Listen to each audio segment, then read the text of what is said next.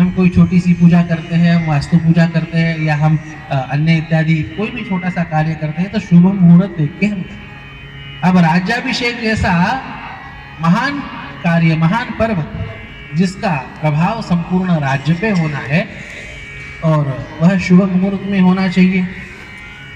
अब वशिष्ठ जी के से को बुलाया जाता है वगैरह, पर बुलाया तो जाता है, पर अब वाल्मीकि रामायण हो, अन्य जितने भी रामायण है, सबको मिला के बोल रहे हैं, केवल मानस नहीं, सभी को मिला के हम बोल रहे हैं। राजा दशरथ जी एक अपनी मन की शंका उपस्थित करते हैं कि मुझे कुछ ऐसे शकुन हो रहे हैं, और उन शकुनों के आधार से मैं इस बात को कहना चाह रहा हूं कि जितना शीघ्र हो सके उतना शीघ्र राज्याभिषेक राम जी का कर देना चाहिए, ज्यादा आगे उसे न टाला जाए। और फिर क्या, शीघ्र मुहूर्त निकाला जाता है। अब दूसरे ही दिन अपन राज्याभिषेक करेंगे ऐसा निश्चय होता है।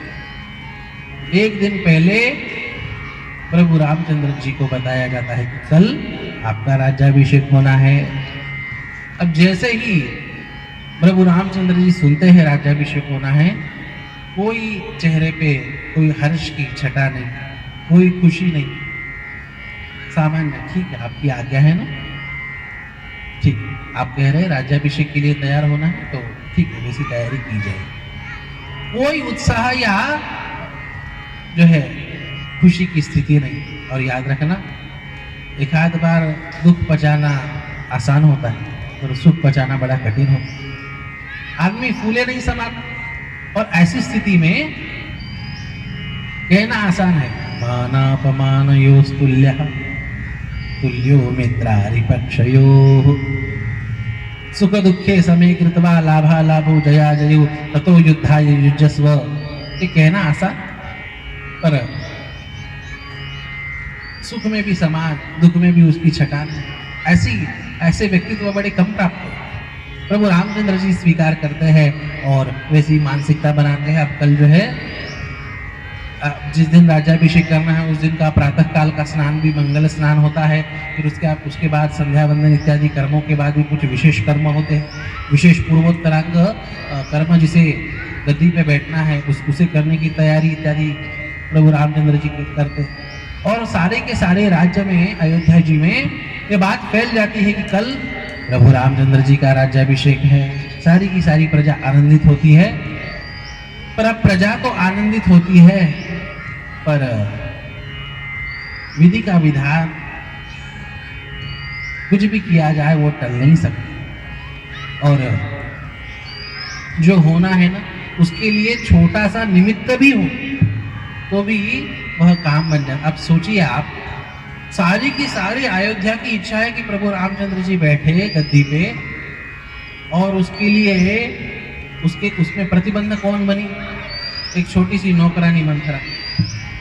जो चीज होनी होती है ना, उसके लिए छोटा सा भी निमित्त प्राप्त हो जाए वह भी पर्याप्त होता है, और वह अपना काम उस समय कर जाता है, भले ही उसकी ज्यादा कुछ उसका महत्व ना होता। ऐसे है। अब मानस का आधार लिया जाए तो देवताओं को चिंता होती है। देवता सरस्वती माता से प्रार्थना करते हैं और सरस्वती माता जी को कहते हैं कि भाई हे माते, आप जो है मति फेर दीजिए, और किसी की मति फेर के ये प्रभु रामचंद्र जी का राज्याभिषेक टाल दीजिए। उन्हें तो वन में जाके कार्य करना है फिलहाल। अब सरस्वती माता कहती है कि अयोध्या का एक एक व्यक्ति इतना पवित्र है, इतना निष्ठा से धर्माचरण करने वाला है, और जहाँ धर्माचरण करने वाला होता है ना, वहाँ कोई बुद्धि बिगाड़ नहीं सकती। याद रखना, भगवान भी जो है या ग्रह भी जो है, अपने कर्म भी जो है हमें प्रेरित करते हैं ना, वो सत प्रेरणा हमें प्रदान करता है। अभी हमारी परंपरा में जिस उपासना को अत्यंत आवश्यक बताया, फिर वो गायत्री उपासना हो, संध्यादी उपासना हो, क्या मांगते हैं जी उसमें बुद्धि की सत्प्रेरणा को मांगते हैं। धियो यो न प्रचोदयात् में यही बात कही। और यही कहते हैं कि हमारी बुद्धि हमेशा सत्प्रेरित हो। मनुष्य का उत्थान कैसे होता है और पतन कैसे होता है शास्त्र में, और कहीं कहीं तो ज्योतिष शास्त्र में भी यह बात थी। ग्रह भी किस प्रकार से काम करते हैं, जिसकी उन्नति करानी हो उसकी बुद्धि सत्प्रेरित कर देते हैं, और जिसका पतन कराना हो ना, विनाश काले विपरीत बुद्धि प्रसिद्ध ही है, जिसका पतन कराना हो उसकी बुद्धि फेर देते हैं। सरस्वती माता कहती कि अयोध्या का एक एक व्यक्ति इतना धर्मनिष्ठ है कि उसकी बुद्धि विपरीत नहीं हो सकती। यद्यपि माया का प्रभाव ऐसा है कि ज्ञानी नाम अपनी चेतांसी देवी भगवती ही सा बलादा कृष मोहाय महामाया प्रयच्छति। इस प्रकार से उस माया का प्रभाव है, ज्ञानी हो और विज्ञ हो फिर भी माया का प्रभाव बुद्धि पे हो जाता है। पर उस माया की स्वरूप सरस्वती माता कह रही है कि ये सब के सब धर्म में ऐसे निष्ठ है कि इनकी बुद्धि माया से आवृत नहीं हो सकती। इसलिए मैं तो अयोध्या वासी किसी की बुद्धि बिगाड़ नहीं सकता। फिर किसकी बुद्धि बिगाड़ सकते हैं? अयोध्या के बाहर के जो है, अब ये अच्छा कई माता जी की भी बुद्धि सीधे नहीं बिगाड़ सकते, किसी के माध्यम से बिगाड़नी पड़ेगी। तो ये देखना पड़ेगा कि उसके मायके से कौन आया है। अब ये मायके से आया हुआ ये पर्सनैलिटी थी कई माता है। अब सरस्वती माता उसकी बुद्धि विपरीत कर देती है और याद दिलाती है कि जो 2 वर तेरे अभिषेक है वो तू मांग ले। ये राम का राज्याभिषेक नहीं हो रहा, ये तेरे पुत्र भरत पे अन्याय हो रहा। ऐसे बहुत सारे ऐसे विपरीत तत्व है। कल हमने उसका थोड़ा सा विचार किया। आसुरी लोग, राक्षसी लोग, ये कोई प्रजाति नहीं है, केवल ये वृत्तियों के भी नाम। गीता जी में राक्षसी वृत्ति हो, आसुरी वृत्ति हो, मोहिनी वृत्ति हो, इन सब का वर्णन आता है। राक्षसी आसुरी चैव प्रकृति मोहिनी श्रिता इत्यादि के माध्यम से भगवान वर्णन करते हैं उसका। यह प्रकृति है, राक्षसी प्रवृत्ति हो, प्रकृति हो, आसुरी प्रकृति हो। अभी ये राक्षसी आसुरी प्रकृति प्रविष्ट हो जाती है मंथरा के बुद्धि में, और वो कहती है कि अब इसका लक्षण क्या है? इसका लक्षण ये है आसुरी और राक्षसी प्रवृत्ति का, नीतिमत्ता से, सत्य से आपकी निष्ठा को हटाना और झूठ पे आपकी निष्ठा को प्रतिष्ठित करना। जो धर्म सत्य है, जो तत्व सत्य है, जो वो नीतिमत्ता सत्य है, उस पे अपनी श्रद्धा उठ जाना, और जो गलत है ना, नास्तिकता हो, आधुनिकता हो, और क्या कहते हैं उसे, विपरीत विचारधारा हो, वामपंथ की में निष्ठा हो, ये सब के सब आसुरी वृत्ति का यह लक्षण है। अब रघुकुल की यह रीत रही कि कोई भी ज्येष्ठ पुत्र होगा वह राजगद्दी पे बैठेगा, यह सनातन सिद्धांत रघुकुल में रहा। पर उससे निष्ठा हटाई और बुद्धि में ठूस के भर दिया कि केवल तेरे बेटे पे अत्याचार करने के लिए इस प्रकार का राज्याभिषेक हो रहा है, और हड़बड़ी में हो रहा है। अब भरत जी महाराज ये अपने ननिहाल गए थे शत्रुघ्न जी महाराज के साथ में। अब साथ में तो वो राम जी के साथ में हमेशा लखन जी रहते, और भरत जी के साथ हमेशा शत्रुघ्न जी रहते हैं। अब तेरा बेटा ना होते हुए इतना बड़ा कार्यक्रम हो रहा है, तो निश्चित यह षड्यंत्र है। इस प्रकार से ठूस के दिमाग में भरा गया। कई माता की भी बुद्धि वैसी विपरीत नहीं थी, पर कुसंग से क्या संभव है? कुसंग से अच्छों की बुद्धि बिगड़ जाती। कई माता भी भ्रमित हो जाती है, और हठपूर्वक राजा दशरथ जी से प्रसंग बड़े विस्तार को, पर समय हमें बहुत कम है, इसलिए संक्षेप से सारे प्रसंगों को केवल स्पर्श करके आगे बढ़ना हमारी अपरिहार्यता है।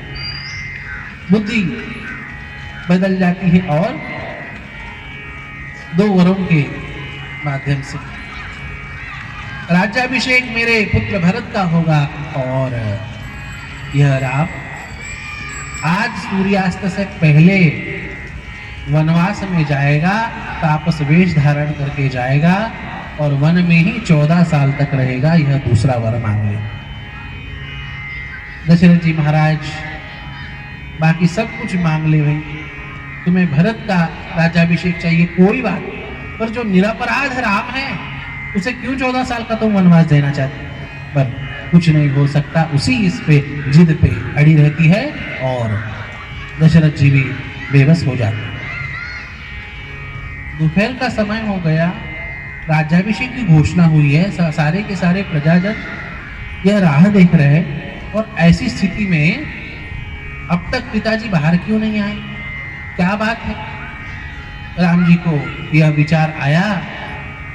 राम जी कैकेयी माता जी के पास गए। अब वो कोप भवन में रही, दशरथ जी महाराज को भी वहीं पे बुला लिया था और दशरथ जी महाराज से मिले। दशरथ जी महाराज ऐसे विवश अवस्था में थे, कुछ बोल नहीं पाए। पिताजी आप कुछ बोल नहीं रहे, क्या बात? कैकेयी ने सारी की सारी बात समझा दी।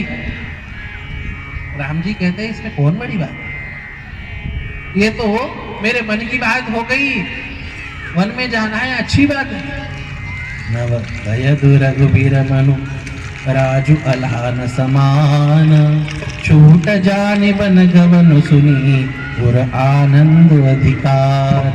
जैसे ही प्रभु रामचंद्र जी ने सुना कि ये बात मांगी है, माता जी कोई उसमें चिंता नहीं, आपने जो वर मांगा है ना वो प्राप्त होके रहेगी। ठीक है, होता ऐसे है। अब पिताजी आप निश्चिंत रहिए। क्यों निश्चिंत रहिए? आपके ऊपर असत्यवादिता का कलंक नहीं लगेगा। आपने जो वचन दे रखा है, आपने जो वर दे रखा है, उसे पूर्ण करने की जिम्मेदारी मेरी है, आप निश्चिंत रहिए। और अब प्रभु रामचंद्र जी निकलते हैं, माता कौशल्या के पास जाते हैं। अब कौशल्या माता अब दूसरी हड़बड़ी में है, तैयारी करनी है। चलो राम, अब तक आप तैयार नहीं हो गए, मैं तुम्हारा औक्षण कर देती हूँ, तुम्हारी आरती कर देती हूँ, तुम्हारा और सब कर्तव्य बाकी है। क्या कहना चाहिए राम जी? उलाहना कोई सुनाता, तुम्हारे पति ने ऐसा किया है, वैसे किया। राम जी तो इतने आदर्श है कि क्या उनके शब्द है। राम जी कहते हैं, माँ मुझे ना पिताजी ने, यह अयोध्या का राज्य छोटा लगता है, इसलिए मुझे पिताजी ने वन का राज्य दिया। पिता दीन मोहि कानन राजू, जह सब भांति मोर बड़ काजू। मुझे पिताजी ने सारे की सारी पृथ्वी के जितने भी वनश्री है ना, उस वनश्री का मुझे राज्य दे दिया है, मुझे उसका आनंद लेने का सौभाग्य दिया। मैं इस राजपाट में यदि रहूंगा तो केवल इस अयोध्या तक सीमित रहूंगा और संपूर्ण वनश्री मेरी होगी तो मुझे कितना आनंद हो। कौशल्या माता सुनती है तो चकित हो जाती है, क्या बात है, ऐसा क्यों? सारा का सारा प्रसंग बताते हैं। एक एक पात्र रामायण का इतना आदर्श है। और होता ऐसे है कि अब प्रभु रामचंद्र जी सबकी आज्ञा लेने का विचार करते हैं, अपनी अर्धांगिनी सीता माता जी को बताएं, सीते मुझे क्रम से वनवास जाना पड़ रहा है, मुझे वन गमन करने की आवश्यकता है और मैं जा रहा हूं। अब सीता माता कहती है कि भाई पत्नी का धर्म तो पति के साथ सहचरण करना है। पत्नी का धर्म केवल यह नहीं कि भाई सुख के समय में तो साथ दे और दुख के समय में निकल जाए। शास्त्र में, नीति में, रामचरितमानस में भी यह बात होता है, धीरज धर मित्र अरु नारी, आपत काल परखिए चारी। मनुष्य में कितना धैर्य है कब परखा जाता है? सब कुछ अच्छे से ठीक ठाक से हो तब नहीं परखा जाता, आपत्ति काल में उसके धैर्य की परीक्षा होती है। धर्म, मनुष्य कितना धर्मनिष्ठ है, यह सब कुछ सारी साधन सामग्री पास में हो तब उस धर्मनिष्ठा की परीक्षा नहीं होती, आपातकाल में परीक्षा। मित्र की परीक्षा आपत्ति काल में होती है। उसी प्रकार अपनी अर्धांगिनी की भी परीक्षा ये आपत्ति काल में होती है। मैं आपको छोड़ के नहीं जा सकती, मैं आपको छोड़ के इस राजमहल में नहीं रह सकती। आप यदि वन में जा रहे हैं तो मैं भी वन में चलूंगी। ऐसा कहते हुए वन में जाने का निश्चय सीता माता कर। अच्छा, अब सीता माता जी ने तो इस प्रकार से निश्चय की। अब लखन लाल जी को ये बात समझ में आती है तो लखन लाल जी तो इस प्रकार से तिलमिला जाते हैं, अरे अरे भैया, आप केवल कहिए, आप केवल आज्ञा दीजिए कि इस आपको गद्दी पे बैठना है। सारे के सारे मंत्री, सारे के सारे प्रजाजन, सारे के सारे अयोध्यावासी, सारे के सारे सारी की सारी सेना, ये सब उत्सुक है आपके राज्याभिषेक के लिए। और यह प्रस्ताव कल मंत्रिमंडल में पारित हो चुका है। कोई प्रस्ताव मंत्रिमंडल में यदि पारित हो जाता है तो आपके घरेलू कारणों के कारण वो बदला नहीं जाता। कल कोई संसद में जो है प्रस्ताव पारित करे और दूसरे दिन कहे नहीं नहीं मेरी मैडम ने कहा है कि ऐसा ये नहीं हो सकता, वो बदल जाएगा वो प्रस्ताव? नहीं। कल मंत्रिमंडल के समक्ष सारे मंत्री, विद्वान, तपस्वी, ऋषि, मुनि, साधु संतों के समक्ष यह बात निश्चित हुई है कि आपका राज्याभिषेक होना, आप केवल आज्ञा करो। प्रभु रामचंद्र जी कहते हैं देखो, व्यवहारिक बात सबकी सब अलग है, पर जिस मेरे पिताजी ने जीवन भर सत्यता का पालन किया, जिस मेरे सारे के सारे कुल ने सत्यता का पालन किया, आज जब धर्म संकट है तो क्या मैं व्यवहारिकता से उस चीज को तोलूं? मुझे तो यही देखना चाहिए मेरे जैसे पुत्र को कि किस प्रकार से मेरे पिताजी पे असत्यता का कलंक ना लगे। इसलिए आपने जो प्रस्ताव पारित किया ठीक है, पर मैं ही मेरा इस्तीफा सौंप रहा हूं तो क्या हो सकता है? इसलिए मुझे यहाँ पे नैतिकता का विचार करना चाहिए, न कि राजनीति का। मुझे यहाँ पे राजनीति का विचार नहीं, यहाँ मुझे धर्म नीति का विचार करना चाहिए, यहाँ मुझे आदर्श नीति का विचार करना चाहिए। भैया, यदि आप वन में चलोगे तो मैं भी आपके साथ वन में चलूंगी। अरे भाई, वो कोई आसान बात नहीं, वो मुझे पता नहीं, पर मैं भी वन में चलूंगा। ठीक है लखन, आप आज्ञा ले लो, मैया जी से आज्ञा ले लो। सुमित्रा माता जी के समक्ष जाते हैं, माता मैं प्रभु रामचंद्र जी के, मैं भैया के साथ में जा रहा हूँ। क्या कहना चाहिए माता? देखो, ये सगे भाई भी नहीं, ये जो है आप ये कह सकते हैं कि भाई दूसरी माता के बेटे, और फिर भी इतना प्रेम, फिर भी इतनी एकनिष्ठता। और माता कहती है याद रखना लखन, जहाँ प्रभु रामचंद्र है ना, जहाँ तुम्हारे भैया राम है, ध्यान रखो अयोध्या तुम्हारे लिए वहीं पे, और जाओ उनकी सेवा। एक एक पात्र कितना आदर्श है। अच्छा, अब लखन जी भी विवाहित हैं, अपनी पत्नी उर्मिला के पास जाते हैं और कहते हैं कि मैं भैया के साथ वन में जा रहा हूं, ये मेरा निश्चय है और तुम्हें यही पे रहना। क्या बीती होगी जी उस धर्मपत्नी, क्या बीती होगी जो सारे के सारे, अब सीता मैया जी की बहनें थी सब, क्या बीती होगी सब। एक एक पात्र रामायण का इतना आदर्श है, सोचने की बात है। और निश्चय कर लेते हैं लखन लाल जी और सारथी सुमंत को जी को लेके रथ में बैठते हैं और निकलने लगते हैं। दशरथ जी महाराज कहते हैं कि राम केवल आज के दिन रुक जाओ। राम जी कहते हैं कि कई माता जी ने ये मांगा है कि आज सूर्यास्त से पहले वन में जाना है, यदि एक दिन भी रुक गया तो वचन तो टूटना ही है। अब कभी ना कभी यदि जाना ही है तो कल करे सो आज कर, आज करे सो अब, और इसलिए अभी निकलना है। और फिर क्या, रथ में बैठते हैं और निकलते हैं। अब दूर से दशरथ जी महाराज हे राम रुको रुको आवाज लगा। वो आवाज प्रभु रामचंद्र जी के कानों तक आती भी है। सुमंत कहता है कि महाराज आवाज लगा रहे, हमें रुकना चाहिए।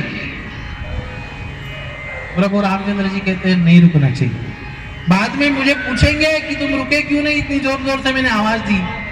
रामचंद्र जी कहते हैं कह देना कि पहियों की चाक की इतनी आवाज से कि सुनाई नहीं, इसलिए कर रहे, इसीलिए कर रहे कि पिताजी का दिया हुआ वचन सत्य रहे। वन में चलते हैं और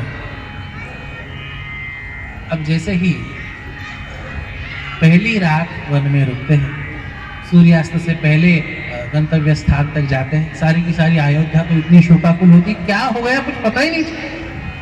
अब ये सारी की सारी बातें महल के अंदर हो चुकी और सारे के सारे प्रजाजन यह चकित है, क्या हो गया। अचानक प्रभु रामचंद्र जी चले गए, सारी की सारी वार्ता प्रजाजनों तक पहुंची, सारी की सारी अयोध्या शोकाकुल हो गई। प्रभु रामचंद्र जी उससे पहले ही अयोध्या से बाहर निकलते हैं, सूर्यास्त से पहले एक जगह पे रुकते हैं, एक जगह पे रुकते हैं। अब आज की रात यहीं पे गुजारनी है ऐसा प्रभु रामचंद्र जी कहते हैं। लखनलाल जी कहते हैं ठीक है, जैसे आप कहे महाराज। और अब रात यहीं पे गुजारनी है तो यहाँ कुछ बिछाने के लिए वगैरह लाना पड़ेगा। लखनलाल जी जाते हैं तो कुछ पत्ते वगैरह इकट्ठा करके यहाँ बिछाए वगैरह, इसलिए वो सारी साधन सामग्री इकट्ठा करके लाते हैं। सीता माता एक जगह पे बैठी हुई है और आते हैं सारी साधन सामग्री बिछाने की वगैरह, पत्ते फूल पत्ते इत्यादि सब लेके, कुछ कंदमूल फल हो या कुछ बिछाने के लिए बड़े पत्ते हो वगैरह। और देखते हैं तो प्रभु रामचंद्र जी कहीं पर भी नहीं। आसपास देखते हैं वहां पर भी नहीं दिखे, और थोड़ा सा दूर देखते हैं वहां पर भी नहीं दिखे।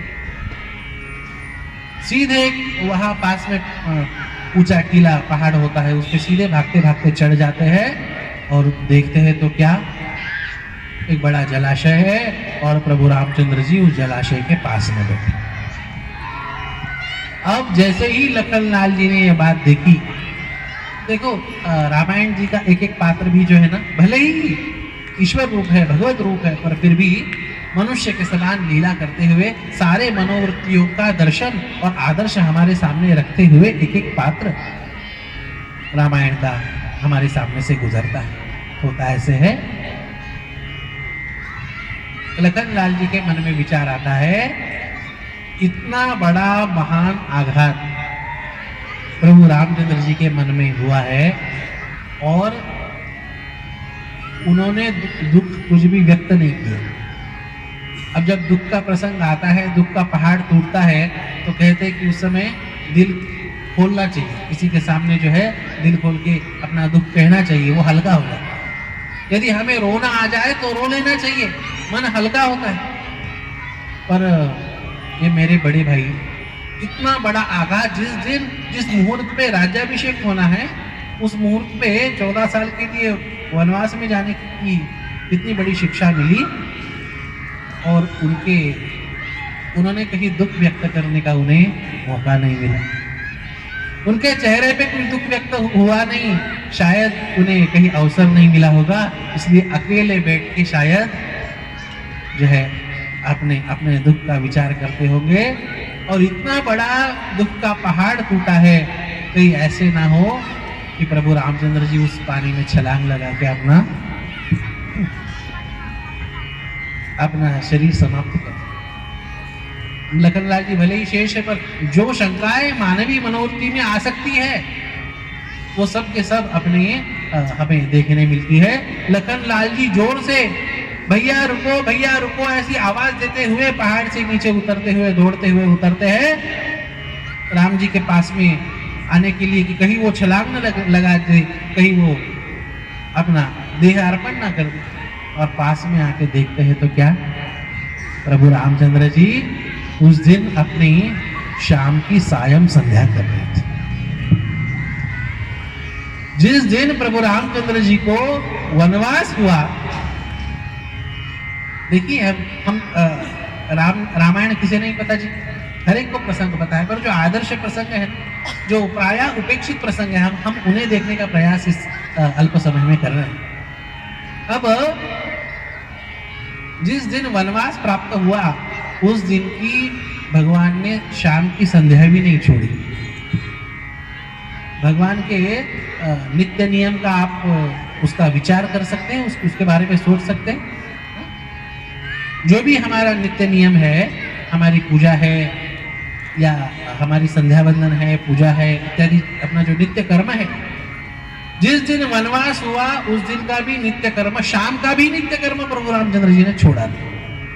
सोच सकते हैं कितनी निष्ठा है। और हमें जो है कुछ छोटा मोटा काम आ जाए, कोई भागदौड़ करनी हो, सबसे पहली छुट्टी पूजा को होती है, सबसे पहली छुट्टी जो है हमारे नित्य कर्म को होती है। अरे बाहर जाना है तो आज की पूजा तो हम नहीं कर सकते, बाहर जाना है आज का जप तो हम नहीं कर सकते।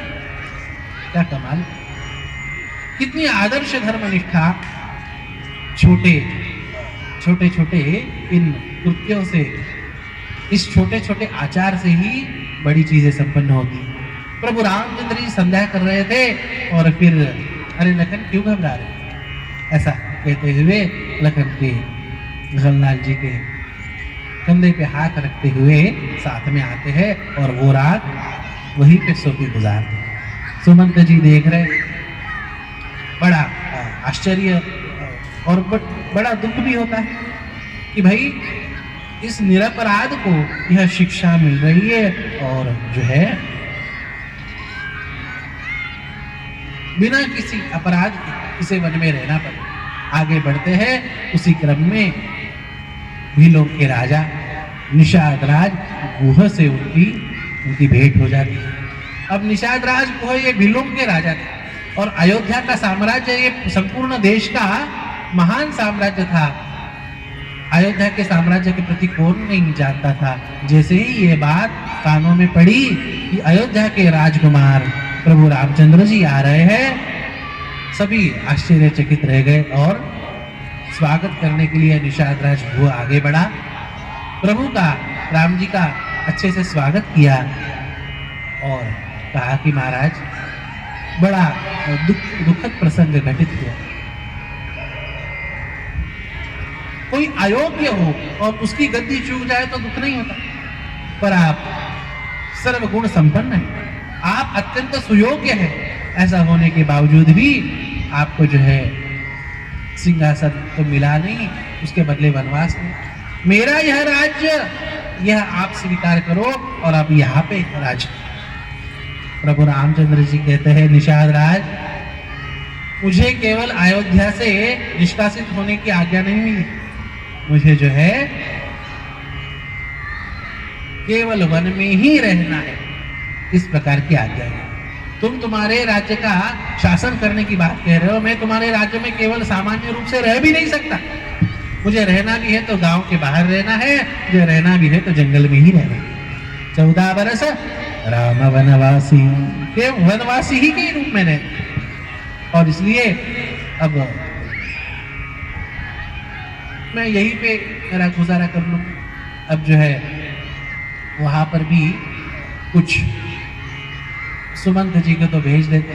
अब लखनलाल जी है, यह निषाद राज गुह है और उसके साथ साथ जो है अब प्रभु रामचंद्र जी उस रात का विश्राम कर, अब विश्राम कर रहे हैं। लखनलाल जी ने कुछ बिछाने के लिए वगैरह कुछ पत्ते इत्यादि बिछाए हैं। प्रभु रामचंद्र जी सीता मैया सोए हैं। अब वीरासन में जो है लखनलाल जी रक्षा करते हैं।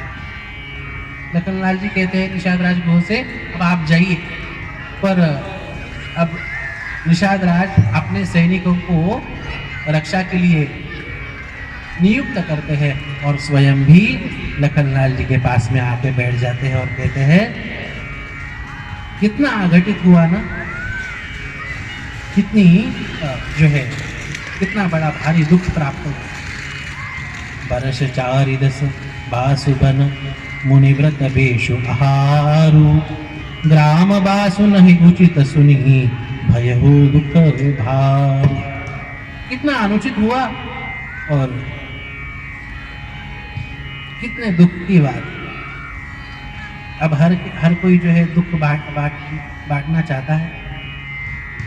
लखनलाल जी के पास आके निषाद राज गुह ये बात कह रहा है। लखनलाल जी कहते हैं याद रखना, किसी को दोष देने की आवश्यकता नहीं। यह अपने कर्म के अनुसार ही भोग हमें प्राप्त होते हैं।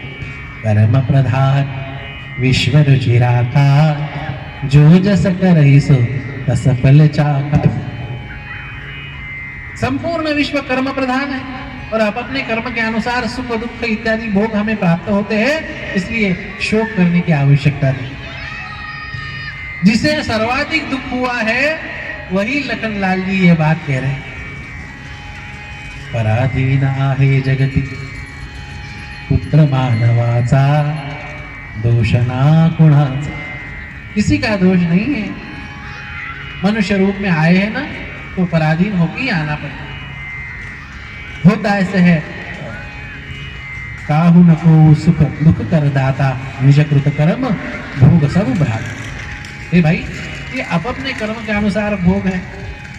अच्छा, इसलिए जो है दुख करने की आवश्यकता नहीं।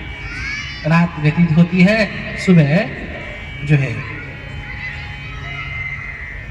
प्रातः काल होते ही जो है अपना स्नान संध्या इत्यादि सारा कर्म प्रभु रामचंद्र जी करते हैं। सकल शौच करी राम नहावा, सुचि सुजान बट क्षीर मंगावा। अच्छा, वहां पे जो है अब मैया जी का, गंगा मैया जी का स्थान, जैसे ही गंगा मैया जी को देखते हैं साष्टांग दंडवत प्रणाम करते हैं, गंगा मैया की जय। तीर्थों का आदर हमारे ऋषि मुनि साधु संत नहीं, केवल साक्षात भगवान भी तीर्थों का आदर करते हैं। जिनके चरण तीर्थ से गंगा जी निकली, वो प्रभु रामचंद्र जी गंगा जी का इतना प्रेम से उसे नमन इत्यादि करते हैं। यहाँ पे वर्णन है, जैसे ही गंगा जी लग जाती है ना, प्रभु रामचंद्र जी कथा सुनाने लगते हैं। जिन्हें सीता मैया जी को और जो है ये निषाद राज गुह लखनलाल जी सब, सचिव ही अनुज ही प्रिय ही सुनाई, विबुध नदी महिमा अधिकारी। और तो कुछ बोले नहीं प्रभु रामचंद्र जी, बोले तो क्या, अब गंगा जी की महिमा बोले। देखिए कितनी शीत प्रज्ञता। गंगा जी में स्नान करते हैं और जैसे ही गंगा जी में स्नान इत्यादि करते हैं, सोचते हैं कि चलो अभी आगे बढ़ना चाहिए। निषाद राज गुह को भी कह देते हैं कि हे निषाद राज, आप जो है अब अपने स्थान पे जाइए, आप हमारी कोई चिंता ना करें। बीच में अन्य अन्य कई प्रसंग होते हैं, गंगा जी को पार करना होता है तो केवट की सहायता इत्यादि लेते हैं। बड़े भक्तिमय प्रसंग, बड़े मीठे और बड़े मधुर मधुर प्रसंग। अब आगे बढ़ते हैं तो सुंदर वर्णन यहाँ पे तुलसीदास जी करते हैं। उठे राम सुनि प्रेम अधीरा, कहो पट कहो विषंग धनु तीरा। होता ऐसे है कि प्रभु रामचंद्र जी आगे बढ़ते हैं और आगे बढ़ते हैं तो अपना प्रवास चल रहा है और प्रवास चल रहा है और अब ये तो प्रभु रामचंद्र जी की यात्रा चल रही है। उधर अयोध्या में क्या स्थिति, अब प्रभु रामचंद्र जी तो अपनी यात्रा कर रहे हैं, वनवास की यात्रा कर रहे हैं। एक एक पात्र इतना आदर्श है, भरत जी वहाँ पे अयोध्या जी में नहीं थे, उन्हें बुलावा भेजा जाता है। अब ऐसा जब समय होता है तब एकदम कहा नहीं जाता कि आपके ये चलेंगे, कुछ गंभीर बात है बेटा आ जाओ, ऐसे कह के बुलाया जाता। अब भरत जी को भी बुलाया गया और भरत जी को भी कुछ अपशकुन होते थे, हो ही रहे थे और उन्होंने भी जैसे ही समाचार आया उन्होंने तुरंत वहाँ से निकले। वाल्मीकि रामायण या अन्य इसमें वर्णन है कि जैसे ही अपशकुन हुए, भरत जी ने शिव जी का अभिषेक किया, अखंड दीपक इत्यादि। अब ये सब ज्योतिष शास्त्र हो, सामुद्रिक शास्त्र हो इत्यादि में यह उपाय है कि अपशकुन कैसे टाले जाए या इस प्रकार से उनका दुष्प्रभाव कम किया जाए, इसके लिए कुछ उपाय बताए। भरत जी निकलते हैं और निकलते हैं तो क्या, अयोध्या के बाहर में जहाँ उनके पूर्वजों के स्थान होते हैं वहाँ पे उन्हें लाया जाता है। और अब एक एक राजा का जो है दर्शन पूजन वो कर रहे हैं। सारे के सारे रघुवंशी राजाओं का राजा रघु, राजा अज, राजा दिलीप, और सबका पूजन करते करते करते करते आते हैं और सामने अगली मूर्ति देखते हैं, अपने पिता दशरथ की मूर्ति। महाराज आप पिताजी की पूजा अभी क्यों करवा रहे? बेटा तुम्हारे पिताजी नहीं रहे। कि जैसे ही सुना इतना आघात पहुंचा, मानो मूर्छित हो गए। तुरंत अयोध्या ले जाने के लिए बात कही। क्यों, कैसे कैसे ऐसा अचानक संकट आया? साथियों ने सारा प्रसंग सुनाया, बड़े दुखित हो गए। अरे मेरे कारण मेरे पिताजी, उनका देहावसान हो गया, वो चले गए। मेरे कारण सारी की सारी माताएं विधवा हो गई और मेरे कारण मेरा निरपराध भाई, जिसे राजगद्दी पे जो शोभा देना चाहिए, वन में नंगे पांव घूम रहा है। इतना कष्ट हो रहा है किसके कारण? मेरे कारण। बड़े अपराध बोध में डूब जाते हैं अयोध्या में जैसे ही प्रवेश करते। कई कई माता आप देखो, जिसकी बुद्धि भ्रमित होती है, उसकी क्या स्थिति। ऐसे अवस्था में भी स्वागत की तैयारी की है भरत जी महाराज। अब जब पतिदेव शांत हुए हैं, इतना सब विपरीत माहौल है, सारी की सारी अयोध्या शोकाकुल है, ऐसे इसमें स्वागत इत्यादि होता है। पर कुसंग का प्रभाव, मंथरा के कुसंग का प्रभाव इतना भारी रहा, बड़ा बुरा लगा भरत जी महाराज को। किसी स्वागत इत्यादि का स्वीकार न करते हुए सीधे अपने पिताजी के शव का दर्शन कर वशिष्ठ जी महाराज इत्यादि संभालते हैं। बड़ा शोक होता है, बड़ा दुख होता है। सारी क्रियाकर्म जो है संपन्न करा के वशिष्ठ जी महाराज, आप अवृतवदेहिक जितने भी श्राद्ध तर्पण दशाह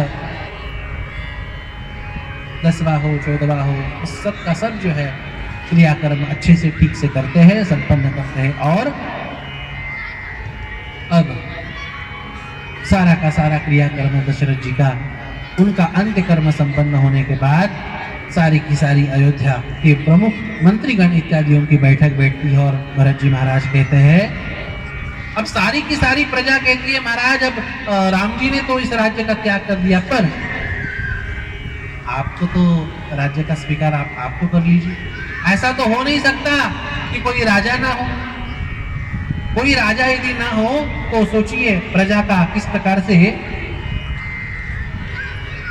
प्रजा का संरक्षण हो। कोई तो राजा होना चाहिए।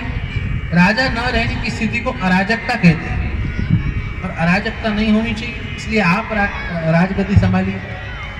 कितना आदर्श एक एक पात्र रामायण का है। अब प्रभु रामचंद्र जी ने राज को स्वीकार नहीं करना चाहिए, ये कहने वाले कम से कम 2 नागरिक तो थे, ये मंथरा मैडम और कैकेयी माता। ये दोनों तो थे कि प्रभु रामचंद्र जी ने जो है गद्दी पे नहीं बैठना चाहिए, पर अब भरत जी ने गद्दी पे नहीं बैठना चाहिए ये कहने वाला तो एक भी व्यक्ति नहीं था अयोध्या का। और इतना सब होने के बावजूद भी अब कोई दूसरा होता तो क्या कहते, मेरी तो जरा भी इच्छा नहीं है, पर जनता के आग्रह के कारण न चाहते हुए मैं पद का स्वीकार। भरत जी तो साक्षात प्रभु रामचंद्र जी के इतने प्रिय हैं, और प्रभु रामचंद्र जी को कौन प्रिय है? कल हमने सुना, निर्मल जनमन सो मोहि पावा, मोहि कपट छल छिद्रन भावा। जो निष्कपट है ना, जो निश्चल है ना, वो भगवान को प्रिय होते। और भरत जी तो सबसे प्रिय है, तो वो कितने निर्मल मन के होंगे, सोचने की बात। भरत जी ने कहा, सबको बिठा के कहा कि जो इस राजगद्दी का वास्तविक अधिकारी है वो बेचारा वन में घूम रहा है, और ऐसी स्थिति में मैं तो इस राज्य का स्वीकार स्वप्न में भी नहीं कर सकता। इस राजगद्दी पे यदि कोई बैठेगा तो वो मेरे भैया प्रभु रामचंद्र जी ही बैठे। और इसलिए मेरा ऐसा मानना है कि हम अब वन में जाए, हमसे गलती हुई है, और इस सारी खुरापात का, उस सारी खुरापात की जड़ मैं स्वयं। मुझे राज्य प्राप्त हो इसलिए सब किया गया। मेरे सहित जितने भी मुख्य मंत्रीगण हैं, जितने भी सारे अयोध्यावासी हैं चलने के इच्छुक, वो सब के सब चले, वन में चले, और हम वन में ही प्रभु रामचंद्र जी का राज्याभिषेक वहीं पे करें और वहीं से उन्हें अयोध्या ले जाए। और राज्याभिषेक की सारी सामग्री लेके भरत जी महाराज वन में चले। अब वन में चले तो हुआ ऐसे, देखो किस प्रकार का प्रारब्ध होता है, किस प्रकार का संयोग होता है। लोग कहते हैं हमारा मन तो निर्मल है, फिर भी गलत अर्थ लोग हमारे कहने का लगाते हैं। अरे भरत जी महाराज का मन इतना निर्मल था, उन पे भी संशय लिया गया। अब जैसे ही भरत जी महाराज चल रहे हैं, अब राज्याभिषेक की सारी सामग्री का अर्थ आप समझते हैं? राज्याभिषेक की सारी सामग्री में सेना भी साथ में लेनी होती, मंत्रीगण भी साथ में लेने होते, अस्त्र शस्त्रादि रथ इत्यादि भी साथ में लेने होते। अब ये सब के सब लेके भरत जी महाराज चले। अब दूर से निषाद राज गुहो ने देखा ये सेना लेके आ रहा है, शायद आक्रमण करने के लिए नहीं आ रहा हो, कि भाई जड़ को, कांटे को जो है समूल निकाल देना चाहिए, इसलिए शायद राम जी पे आक्रमण करने के लिए आ रहा है। निषाद राज वो अपने सारे के सारे प्रजाजनों को कहते हैं कि तैयार रहो, प्रतिकार करने के लिए तैयार रहो, शायद शत्रु आ रहा है। और याद रखना, यदि प्राण चले गए तो सीधे स्वर्ग चले जाएंगे, और यदि जीत गए तो विजय श्री प्राप्त होगी, राम जी की सशरीर सेवा कर पाए, मनुष्य जीवन का सार्थक हो जाए। ऐसा सोच के सब युद्ध का निश्चय करते हैं, सब अपने तीर कमठे इत्यादि अस्त्र शस्त्र संभालते हैं। पर ये निषाद राज गुहो सोचता है पहले परीक्षा तो कर ले, और इसलिए भेंट के रूप में कुछ सामने ला। देखिए कितना प्रगत हमारी परंपरा रही। भेंट के लिए कुछ सामने लाते हैं, उसमें कुछ कंदमूल फल भी होते हैं, उसमें अभक्ष भक्षण के भी कुछ पदार्थ होते हैं, मांसाहार इत्यादि। वो तो वीरों की परंपरा है, उसमें तो पशु इत्यादि मारने का भी फिर भी उन्हें दोष नहीं। मांस इत्यादि भी सामने है, कंदमूल फल इत्यादि भी सामने है। इससे क्या होता है जी? इससे आपकी सात्विक राजस तामस मनोवृत्ति की परीक्षा होती है। भरत जी महाराज कुछ भी स्वीकार नहीं करते, बस कंदमूल फलों को केवल स्पर्श करते हैं बस। इतने से निषाद राज गुहो समझ जाता है इनकी मनोवृत्ति सात्विक। सुमंत जी महाराज कहते हैं कि ये जो निषाद राज है ना, ये प्रभु रामचंद्र जी का मित्र है। जैसे ही ये बात सुनी कि ये प्रभु रामचंद्र जी का मित्र है, सब कुछ भूल के दौड़ते हुए उस निषाद राज के पास जाते हैं और उसे प्रेम से आलिंगन देते हैं। अरे जो प्रेम मुझे मिलना चाहिए था, वो प्रभु रामचंद्र जी का प्रेम आपको मिला है, आप बड़े भाग्यवान हैं। निषाद राज गुहो का जो है संशय दूर हो जाता है, और अब उसी को लेके आगे प्रभु रामचंद्र जी के पास बढ़ते हैं। अब बढ़ते हैं तो दूर से आप लखनलाल जी देख रहे हैं, सेना सहित आ रहे। उनके मन में भी वही संशय उत्पन्न हो जाता है कि ये शायद आक्रमण करने के लिए आ रहा है। और प्रभु रामचंद्र जी से भी कहते हैं, कैकेयी माता को शांति नहीं मिली, केवल वनवास भेज के वो जो है पूरा रास्ता साफ करना चाहती, इसलिए शायद अब उनका बेटा आया। अब लखनलाल जी तो एग्रेसिव ही होता ऐसे है। प्रभु रामचंद्र जी कहते हैं, लखन गलत फहमी हुई है। अरे मैं भरत को अच्छी तरह से जानता हूँ, ठीक है आप जानते होंगे, पर मुझे तो सावध रहना चाहिए, मैं तो सावधान रहूंगा। अब सावधान रहते हैं, सब कुछ होते हैं, और जैसे ही सबको लेके भरत जी महाराज प्रभु रामचंद्र जी के निकट पधारते हैं, इतने संकुचित, इतना उन्हें यही लग रहा है कि सारे अपराध की जड़ मैं हूँ, मैं सामने जाऊंगा तो मुझे मेरे ओर देखेंगे कि नहीं, मुझसे बात भी करेंगे कि नहीं, पता नहीं कितने रूठे होंगे। ऐसा सोचते हुए उनके प्रभु रामचंद्र जी के समक्ष जाते हैं, और जैसे ही प्रभु रामचंद्र जी को पता चलता है कि भरत जी महाराज आए हैं, इतना आनंद, क्या सुंदर वर्णन है।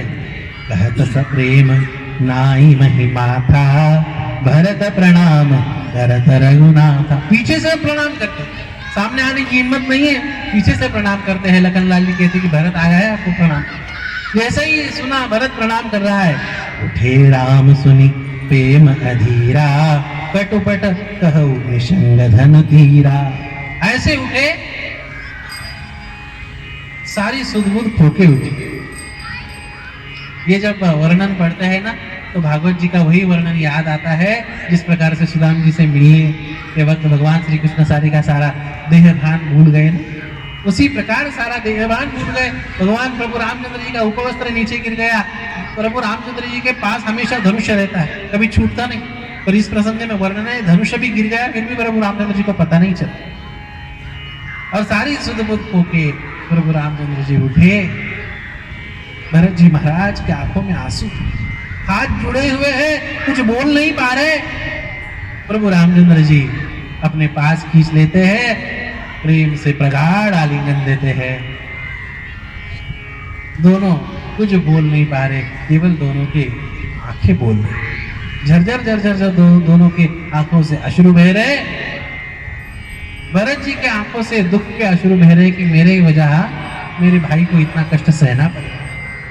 वो बेचारे वनवासी हो गए और प्रभु रामचंद्र जी के आंखों से प्रेम के अश्रु बह रहे कि मेरा प्यारा भरत राज्य उसे प्राप्त।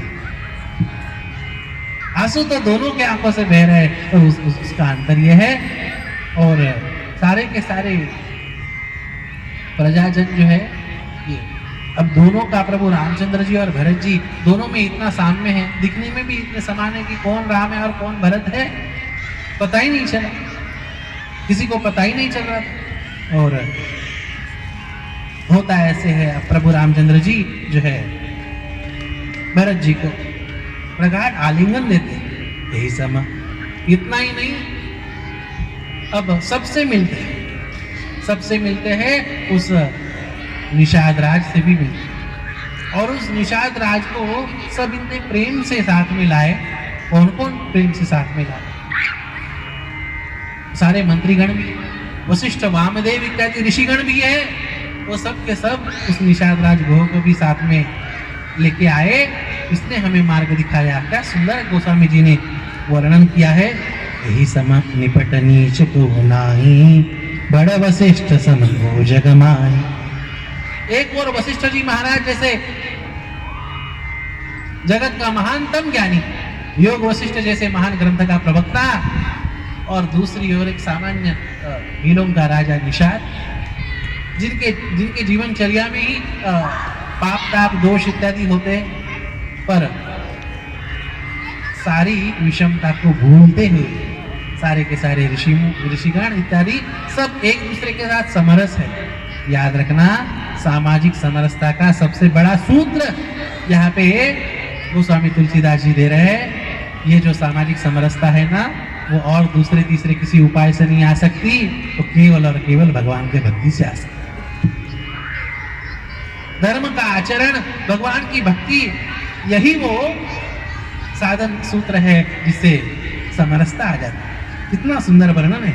जेहि लिखि लखन ते अधिक मिले मुदित मुनिराव, सो सीतापति भजन को प्रगट प्रताप प्रभाव। ये भगवान के भक्ति का यह प्रभाव है कि सब एक दूसरे में सम्मिलित होके समरस हो रहे थे। याद रखना, कहीं भी हम तीर्थ यात्रा इत्यादि करते हैं, हम एक साथ भगवान के दर्शन करते हैं, हमें याद रहता है कि हम सोचते भी हैं क्या कि ये कौन है, ये कौन है, कि ये हम सोचते भी। अरे सब प्रेम से जो है भगवान के दर्शन हो, भगवान की तीर्थ यात्रा हो, ये करते हैं कि नहीं करते? उस समय जो भगवान की तीर्थ यात्रा में या भगवान की भक्ति में जो मैत्री हो जाती है ना, देखा है बड़ी प्रगाढ़ हो जाती है, जीवन भर टिकती है। ये हमें नर्मदा परिक्रमा में मिले थे, ये हमें बद्रीनाथ की यात्रा में मिले थे, ये हमें जो है इन्होंने हमें तब मदद की थी। कौन है कुछ पता नहीं, लेकिन छोटा सा गरीब कोई व्यक्ति भी होगा तो भी वो याद रहता है। ये भगवान के भक्ति का ये प्रभाव। जगन्नाथ जी की रथ यात्रा इतनी बड़ी चलती है, कोई सोचता है कि जी कौन साथ में है और कौन क्या है? सब एक साथ अब अपनी सेवा प्रदान करते हैं। ये समरसता कैसी आई? ये समरसता केवल और केवल भगवान के भक्ति के कारण आती। जगन्नाथ को भात जगत पसारे, वहाँ तो क्या महिमा है, न वहाँ स्पर्श की कोई बात है, न वहाँ उच्छिष्ट की कोई बात है। सब कोई जगन्नाथ जी का प्रसाद कितने आदर से ग्रहण करता है। ये समरसता किस प्रकार से आती है कि केवल और केवल भगवान की भक्ति से आती है। दूसरा तीसरा कोई उपाय इसमें नहीं। जहाँ महाराष्ट्र की बात है, हर पंढरपुर की यात्रा में, पंढरपुर की वारी में 15-20 लाख लोग तो होते ही, हर स्तर के लोग, हर समाज के लोग यात्रा में होते हैं। कोई सोचता नहीं कौन किस स्तर का है, कौन किस समाज का है, गरीब अमीर, हर स्तर के लोग उसमें होते हैं। और सब कुछ भुला के केवल भगवान का संकीर्तन करते हुए, केवल भगवान का स्मरण करते हुए चलते जाते हैं। ये समरसता भगवान के भक्ति के अलावा दूसरे तीसरे किसी साधन से नहीं आ सकती। सरकार सामाजिक समरसता के नाम पे दूसरे तीसरे योजनाएं, परियोजनाएं क्रियान्वित करते हैं। अरे भगवान की इस यात्रा को, भगवान की इस भक्ति को ही आप जो है सामाजिक समरसता की परियोजना घोषित कर दीजिए, सारा का सारा राष्ट्र सुखी हुए बिना नहीं रह सकता। सनातन वैदिक हिंदू धर्म की प्रभु रामचंद्र भगवान की। अब सबके सब राम जी को मिलने आए हैं। राम जी सबके साथ समान प्रेम आदर इत्यादि व्यक्त करते हैं। और होता ऐसे है, अब राम जी सबसे मिल रहे हैं, सबसे पहले किससे मिले? क्या राम जी का स्वभाव है, क्या राम जी की उदारता है? सबसे पहले यदि किसी से मिले तो वो कैकेयी माता जी से मिले। अब सबके सब रानियां भी आई। अब कैकेयी माता को वैसे भी पछतावा हो रहा था। अब ये भरत ने तो मानो रिश्ता ही तोड़ दिया। इस प्रकार का व्यवहार, इतना ये रुष्ट हो गए। इससे तो अच्छा मेरा ये राम, ये मुझसे प्रेम से व्यवहार करता था, ऐसा सोच के अब सबकी सब सारी की सारी रानियां ये आई हुई थी। कौशल्या माता हो, कैकेयी माता हो, सुमित्रा माता हो, और सारे मंत्रीगण, ऋषिगण इत्यादि हो। अब और उनमें सबसे पहले प्रभु रामचंद्र जी कैकेयी माता जी से मिले। प्रथम राम भेटी कैकेयी, सरल सुभाय भगति मति भेगी। उसे भी डर लग रहा था, मेरे कारण इतना बड़ा अनर्थ हुआ, पर उसके भी आंखों से आंसू बह रहे थे। प्रभु राम कहते हैं कि माँ आप क्यों रो रही हो? तो कहती है कि बेटा मेरी मति कैसी मारी गई, मेरी मति कैसी फेरी गई, इतना बड़ा पाप मेरे हाथों से हुआ, तुम्हें अकारण वनवास में भेजने का महापाप मैंने किया। प्रभु रामचंद्र जी कहते हैं नहीं माँ, ये किसी के करने से थोड़ी ना होता है। हर एक का प्रारब्ध होता है, हर एक के पूर्व भोग होते हैं, हर एक का नसीब होता है। प्रभु रामचंद्र जी ने कैकेयी माता जी को समझाया है कि आप अपने ऊपर मत लो। पग परिकीन प्रभु दुबहोरी, काल करम विधि सिरधरी खोरी। यह सब काल का प्रभाव है, अपने पूर्व कर्मों का प्रभाव है, इसलिए आप दुखी ना हो।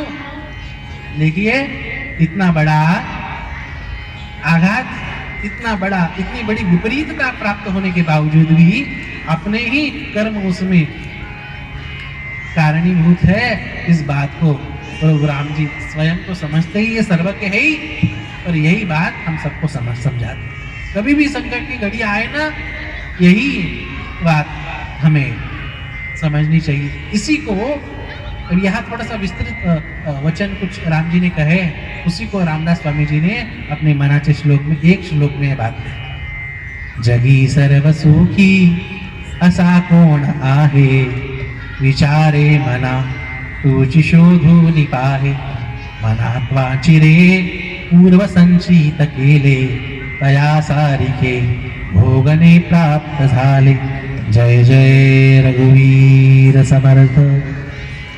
रामदास स्वामी जी कहते हैं अपने पूर्व कर्म, मानसिक हो, शारीरिक हो, अब मन को बोध कर रहे हैं, तो इसलिए कहते हैं मनात वाचिरे पूर्व संचित केले, पर अपने ही कर्मों का, अपने ही पूर्व संचित का यह प्रभाव है, और इस कारण से हमें दुख प्राप्त होता है।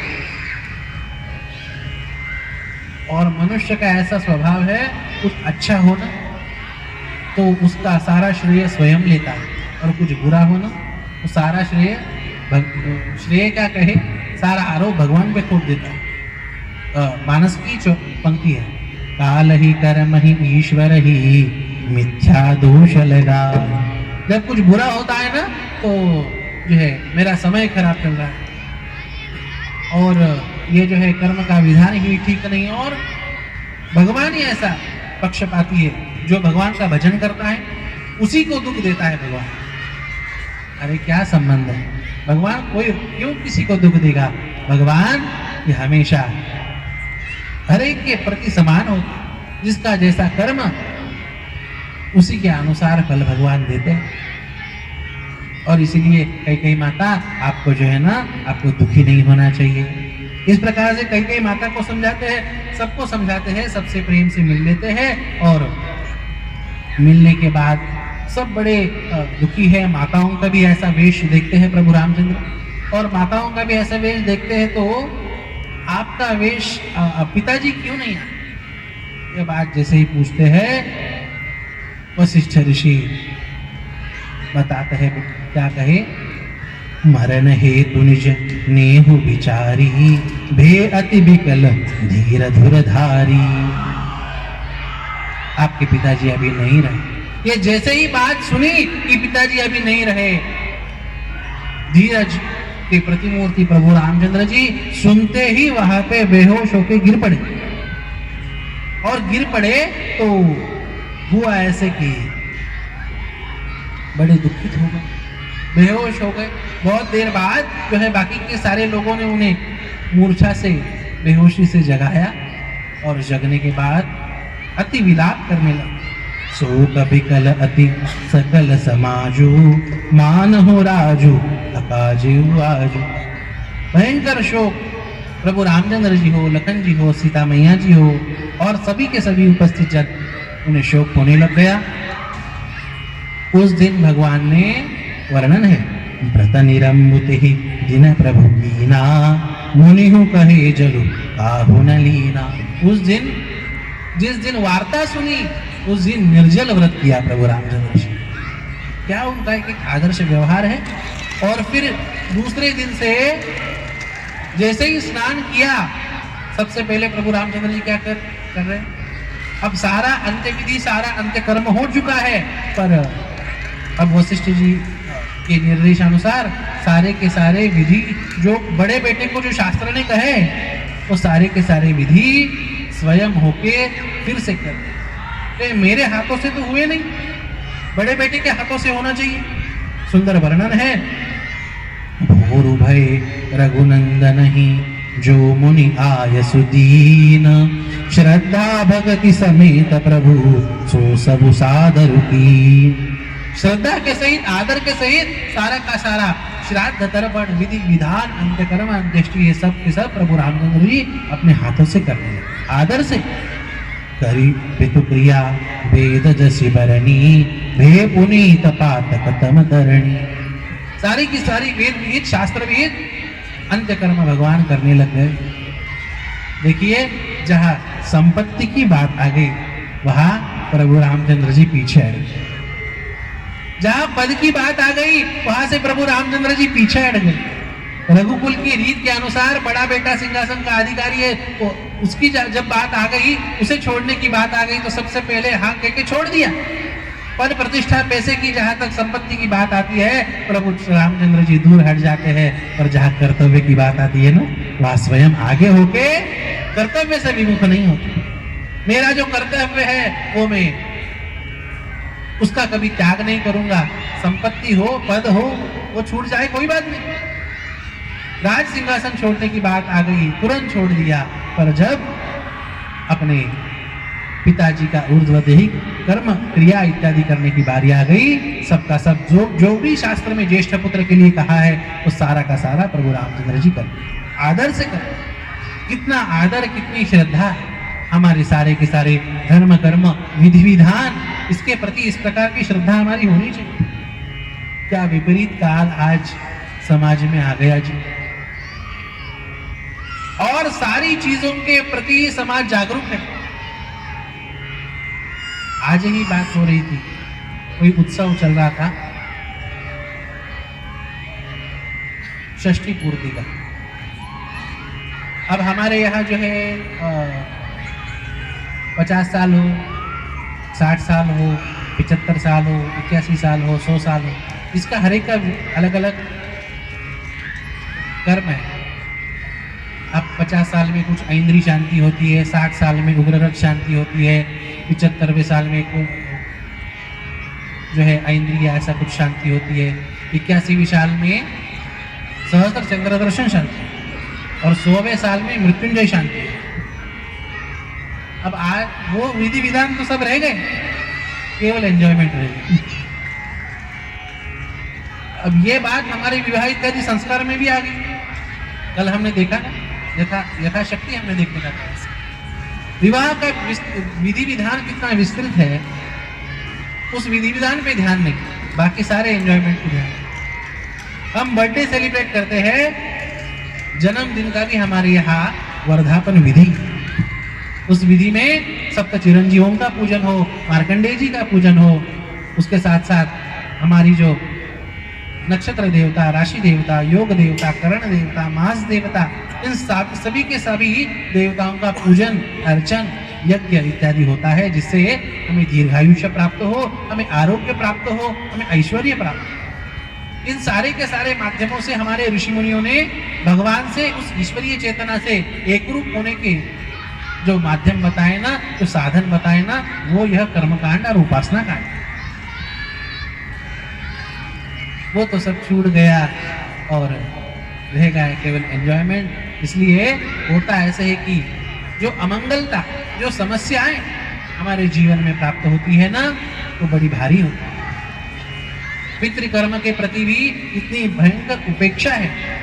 एक अच्छे ज्योतिष के अच्छे विद्वान, एक बार ज्योतिष परिषद हुई तो एक निरीक्षण उन्होंने प्रस्तुत किया।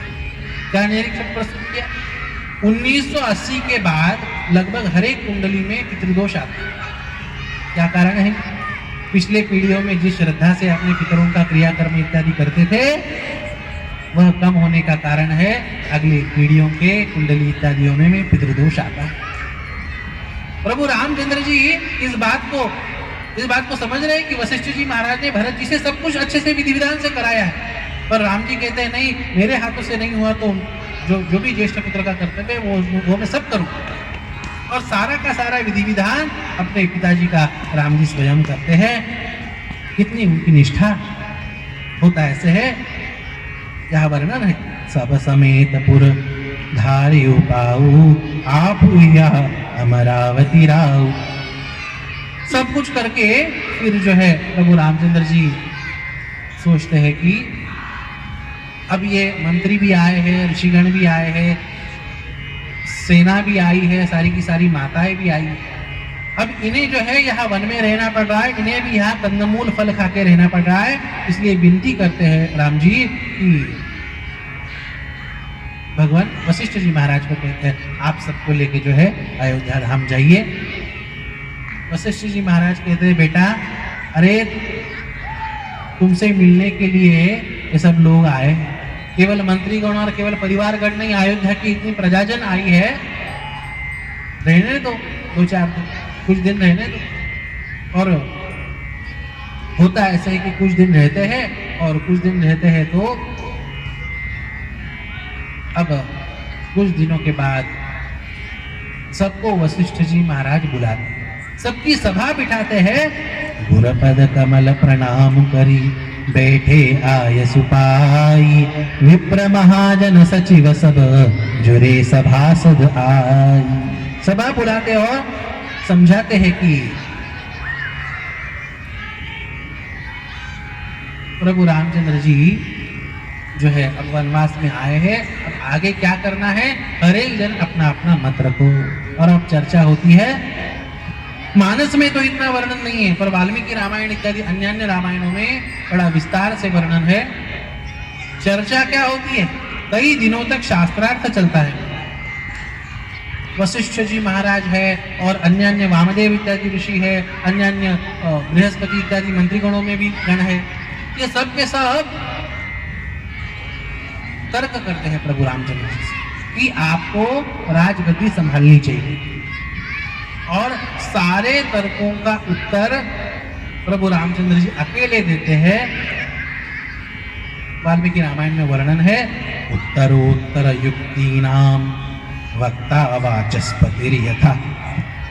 हरेक के कहने का खंडन करते हैं, हरेक के उक्ति का खंडन करके कहते हैं आपकी बात व्यवहार से शायद सही होगी, पर धर्म के अनुसार यह बात सही है कि मुझे वन में ही रहना चाहिए। सबको जो है बड़ा वाद विवाद होता है,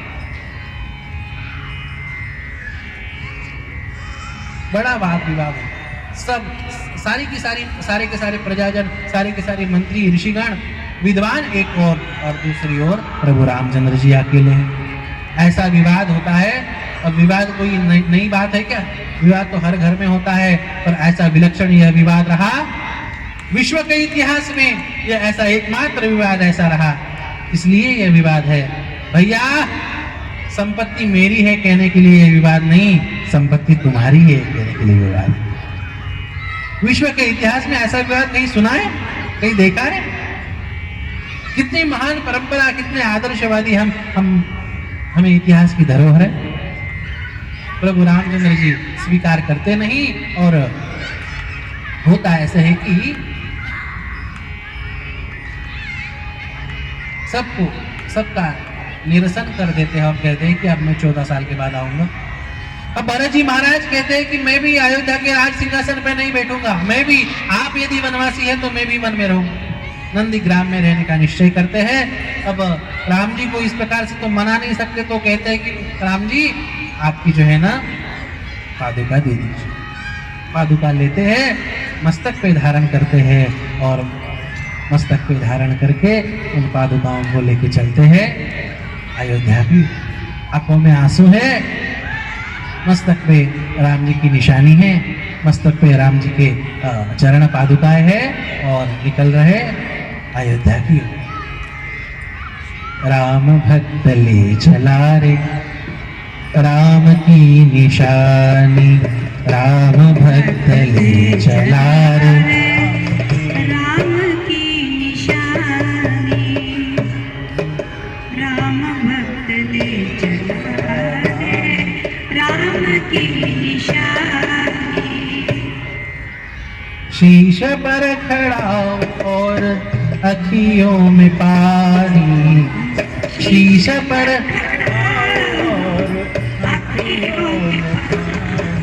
राम भक्त ले चला रे राम भक्त ले चला रे राम की पल छिन लागे सदियों जैसे, 14 बरस कटेंगे कैसे। विचार कर, अब कैसे 14 बरस कटेंगे? यार विचार करते करते करते करते अयोध्या में प्रतिष्ठित कर देते हैं राम जी की पादुकाएं, सिंहासन पे प्रतिष्ठित करते हैं।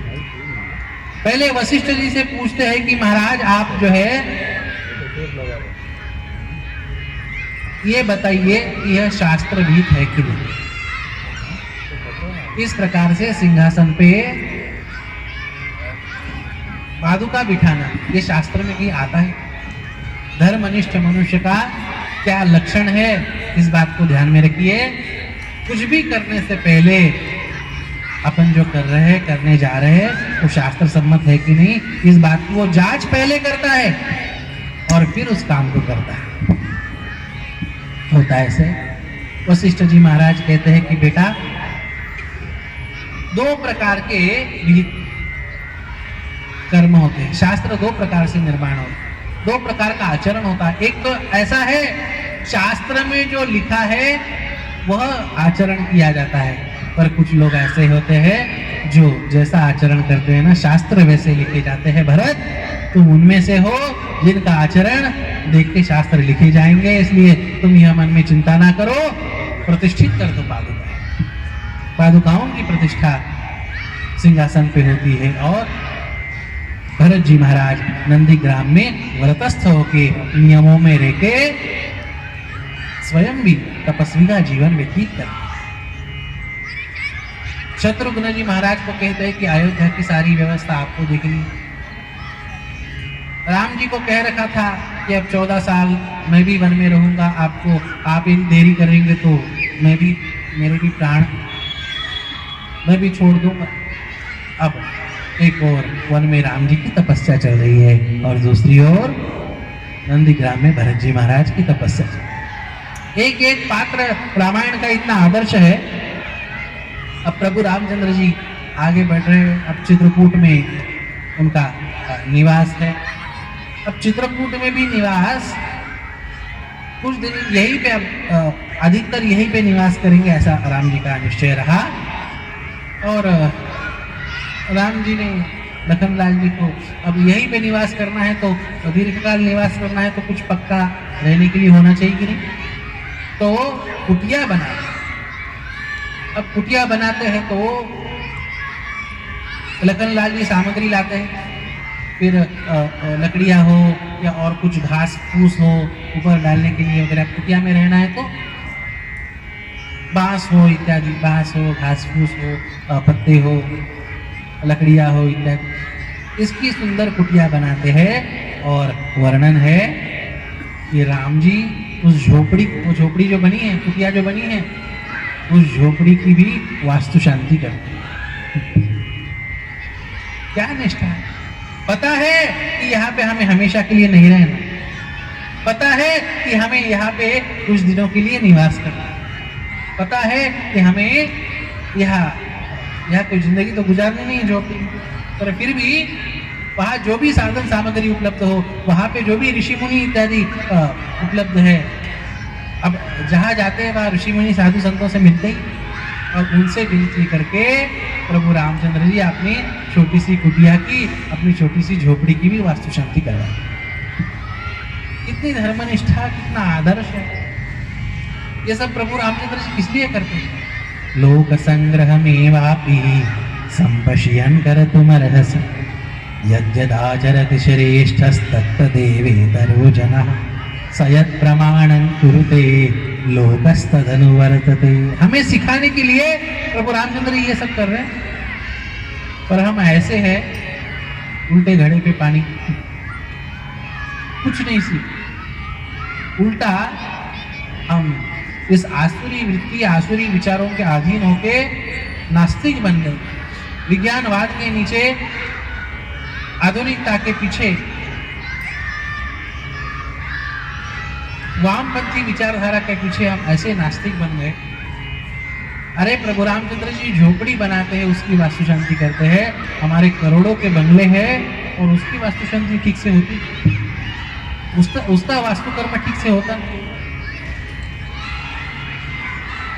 कितनी शोक की बात है। जहाँ हमें रहना है, प्रभु रामचंद्र जी का एक एक आचार, नित्य कर्म हो, नैमित्तिक कर्म हो, इन सबका इतना बारकाई से आचार प्रभु रामचंद्र जी के जीवन में होता है। अब प्रभु रामचंद्र जी, उनका निवास चल रहा है यहाँ पे, जैसा वर्णन है उनका, तो ऐसा वर्णन है कि रोज उठते, वन में है तो अब तपस्वी की अपनी चर्या होनी चाहिए, ऐसा सोच के सुबह उठते ही नित्य कर्म इत्यादि करते हैं, जप तप इत्यादि करते हैं, तीर्थ स्नान इत्यादि करते हैं, और स्वयं भगवान होने के बावजूद भी अखंड जो है उपासना में रत है। दोपहर में कुछ कंदमूल फल इत्यादि प्राप्त करके फिर साधुओं की संगत कर, आसपास जितने भी साधु संत है, ज्ञान वृद्ध, तपो वृद्ध इत्यादि साधु संतों की संगत करते हैं, उनके पास बैठ के कथा सुनते। कितनी जगह पे ये बात आई, कथा सुनते हैं, इतिहास सुनते हैं, केवल कथा नहीं सुनते, उनकी समस्याएं भी सुनते। राजा का, क्षत्रिय का यह कर्तव्य है कि ऋषि मुनि साधु संत धर्माचरण करने वाले कोई भी हो, उन्हें धर्माचरण में जो भी विघ्न है उस विघ्न को दूर करना क्षत्रिय का काम है। आपको क्या समस्या है?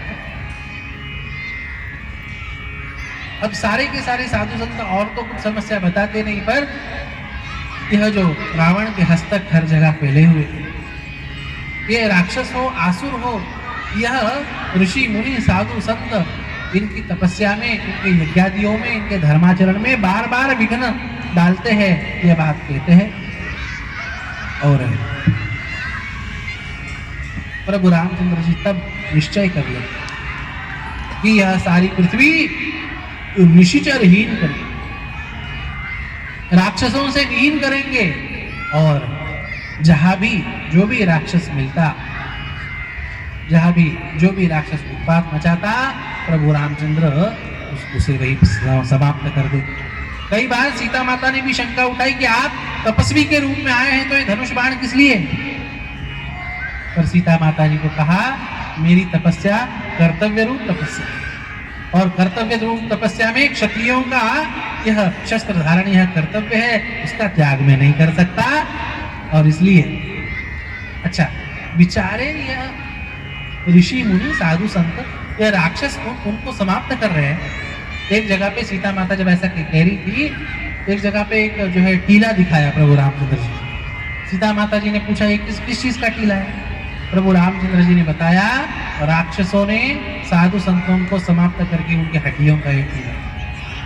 सोचिए कितने भयंकर क्रूर कर्मा राक्षस उस समय रहे हो। ये मत समझना कि कलयुग में ही राक्षस है। कलयुग में तो वैचारिक राक्षस होंगे, पर वहाँ शारीरिक, मानसिक, बौद्धिक हर प्रकार के राक्षस उस समय में भी थे और आज भी है। होता ऐसे है, जैसे ही सीता माता जी ने देखा कि अरे उनके अस्थियों का, ऋषि मुनियों के अस्थियों का टीला, जिन्हें हम पूज्य मानते हैं, जिनके चरण एक बार हमारे घर में पड़े, ये हम आकांक्षा रखते हैं, जिनकी हम अखंड सेवा करते हैं, उन्हें मारने का विचार भी कोई कर सकता है? और ये क्रूर कर्म, दुष्ट कर्म ये लोग करते हैं, तो इन पे शासन रखने के लिए कोई नहीं है। राम जी कहते हैं इसीलिए हमने धनुष्य पास में रखा है। राम जी ने जो है हर चीज का त्याग किया अपने जीवन में, पर एक ही चीज का त्याग अपने जीवन में नहीं किया, और वो है धनुष्य का त्याग, अस्त्र का त्याग। इसलिए गोस्वामी तुलसीदास जी भी राम जी के नित्य चिन्ह का वर्णन करते हैं तो क्या करते हैं? तुलसी मस्तक तब झुके धनुष बाण लियो हाथ। वृंदावन में दर्शन के लिए जाते हैं और भगवान श्री कृष्ण की छवि देखते हैं तो कित मुरली कित चंद्रिका कित गोपियन के साथ, तुलसी मस्तक तब झुके धनुष बाण लियो हाथ। तब मस्तक झुकेगा। आपका नित्य चिन्ह क्या है? आपका नित्य चिन्ह धनुष बाण। प्रभु रामचंद्र जी जहां पर भी आसुरी तत्व, राक्षसी तत्व उत्पात मचाते हैं, प्रभु रामचंद्र जी उनका निपात करते। उसी क्रम में रावण के ही, दुष्ट रावण की ही हस्तक खरदूषण, और यह खरदूषण जो है ये बड़े शक्तिशाली रावण के समान ही थे, और इन खरदूषण को सेना सहित अब जैसे ही सामना हुआ तो अच्छा, सबसे पहले अभी इसकी प्रस्तावना भी ऐसी आप सबको पता है, पर फिर भी स्पर्श करना आवश्यक है, कुछ चीजें उसमें से ग्रहण। शूर्पणखा, अब ये खरदूषण के साथ में जो है शूर्पणखा भी होती है। अब शूर्पणखा ये कैसी होती है, ये उसके नाम से ही पता चलता है। शूर्प मतलब सूप होता है। सूप मतलब हाँ क्या कहते हैं उसे? सूपी कहते हैं। सूपी कहते हैं ना, जिसे जो है धान साफ किया जाता था पहले जमाने में। किन किन को पता है सूप? किन किन ने देखा है? हाँ, चलाया भी है। हाँ, और युवाओं में देखा है सूप? हाँ, धान साफ किया जाता है उस। वैसे नख की फैशन है जिसकी, ऐसी उसका नाम शूर्पणखा। सूप की तरह नख बढ़ाए है जिसने, नाखून बढ़ाने की फैशन आज से नहीं है, वो शूर्पणखा से चलती हुई आ रही है। और ऐसी फैशन वाली जो हो, पक्का समझ लेना शूर्पणखा की पिछले जन्म में बहन होगी। हाँ। अब ये शूर्पणखा ऐसे फैशनेबल है, अब ये है तो वैसी विधवा, पर फिर भी अब राम जी का ऐसा सुंदर सौंदर्य, ये मोहित हो जाती है और कहती है अब किसी से कुछ बात करते समय किस तरह से बात करनी चाहिए सोचना चाहिए। पर अब ये है तो रावण की बहन, आसुरी राक्षसी वृत्ति, वैसे ही मनोवृत्ति, वैसे ही बुद्धि, वैसा ही आचार, वैसे ही विचार। अब इसे मान मर्यादा इत्यादि इसे क्या समझ में आने वाला है? ये सीधे कह जाती है कि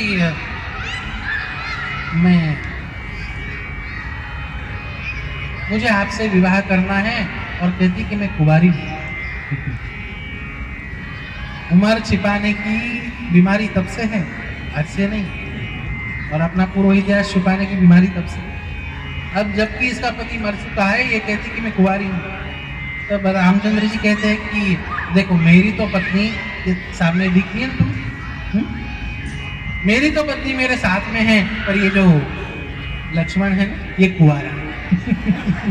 अब प्रभु रामचंद्र जी, अब कोई कहेगा कि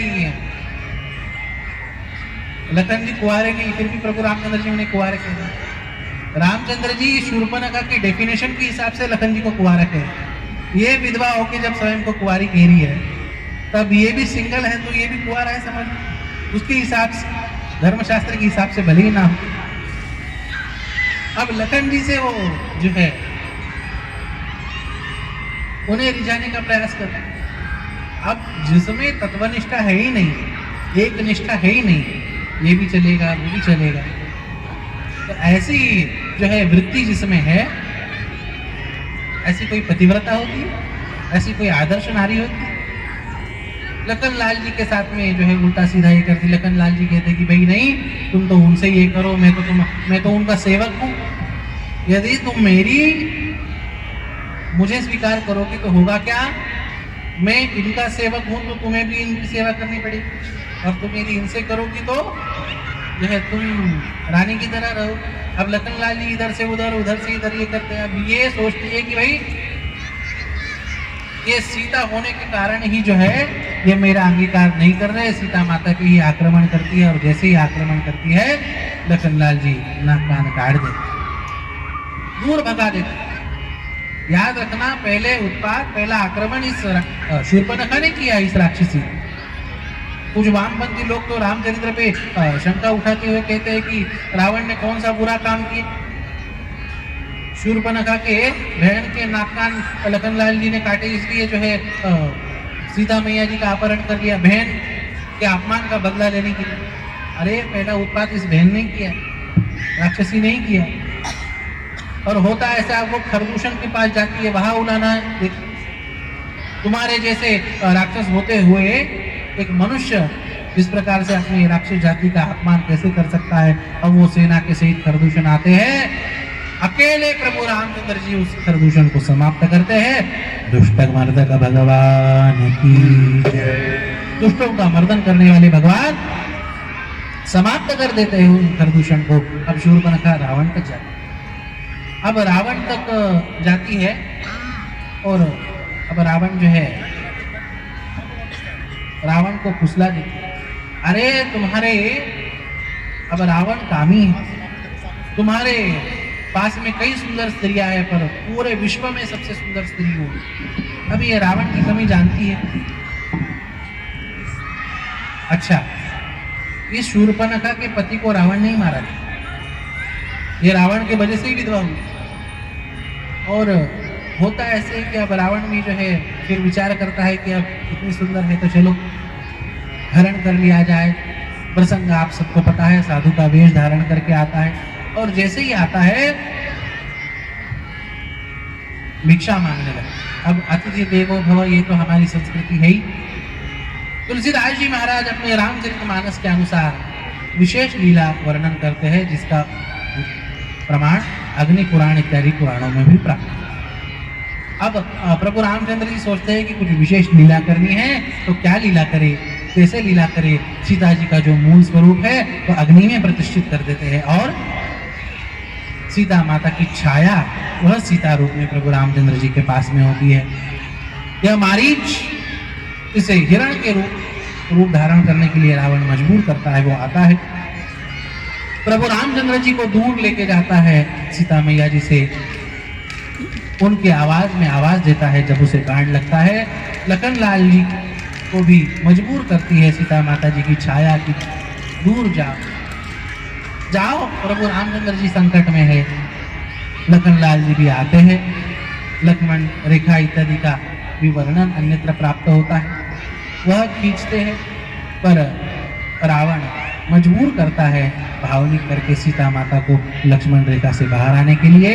और जैसे ही वह बाहर आती है, अपना राक्षसी रूप प्रकट करके विमान में बिठाल के लंका की ओर प्रस्थान करता है। जैसे ही लंका की ओर जाने लगता है, बीच में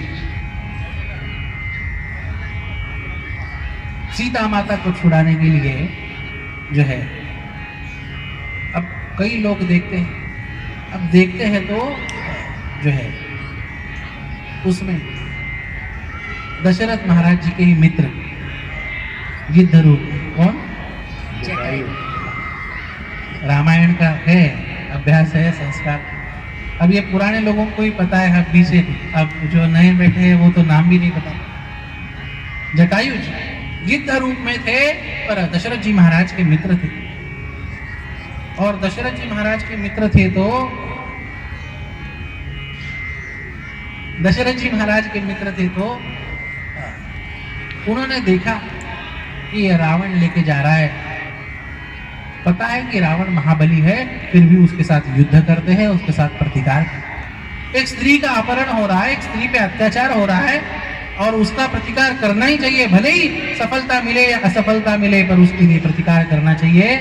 अरे स्त्री के मान सम्मान की रक्षा के लिए प्राणों की आहुति देने की परंपरा इस भारत के गिद्धों तक में, विश्व में ऐसी परंपरा, ऐसा आदर्शवाद कहाँ मिलेगा आपको?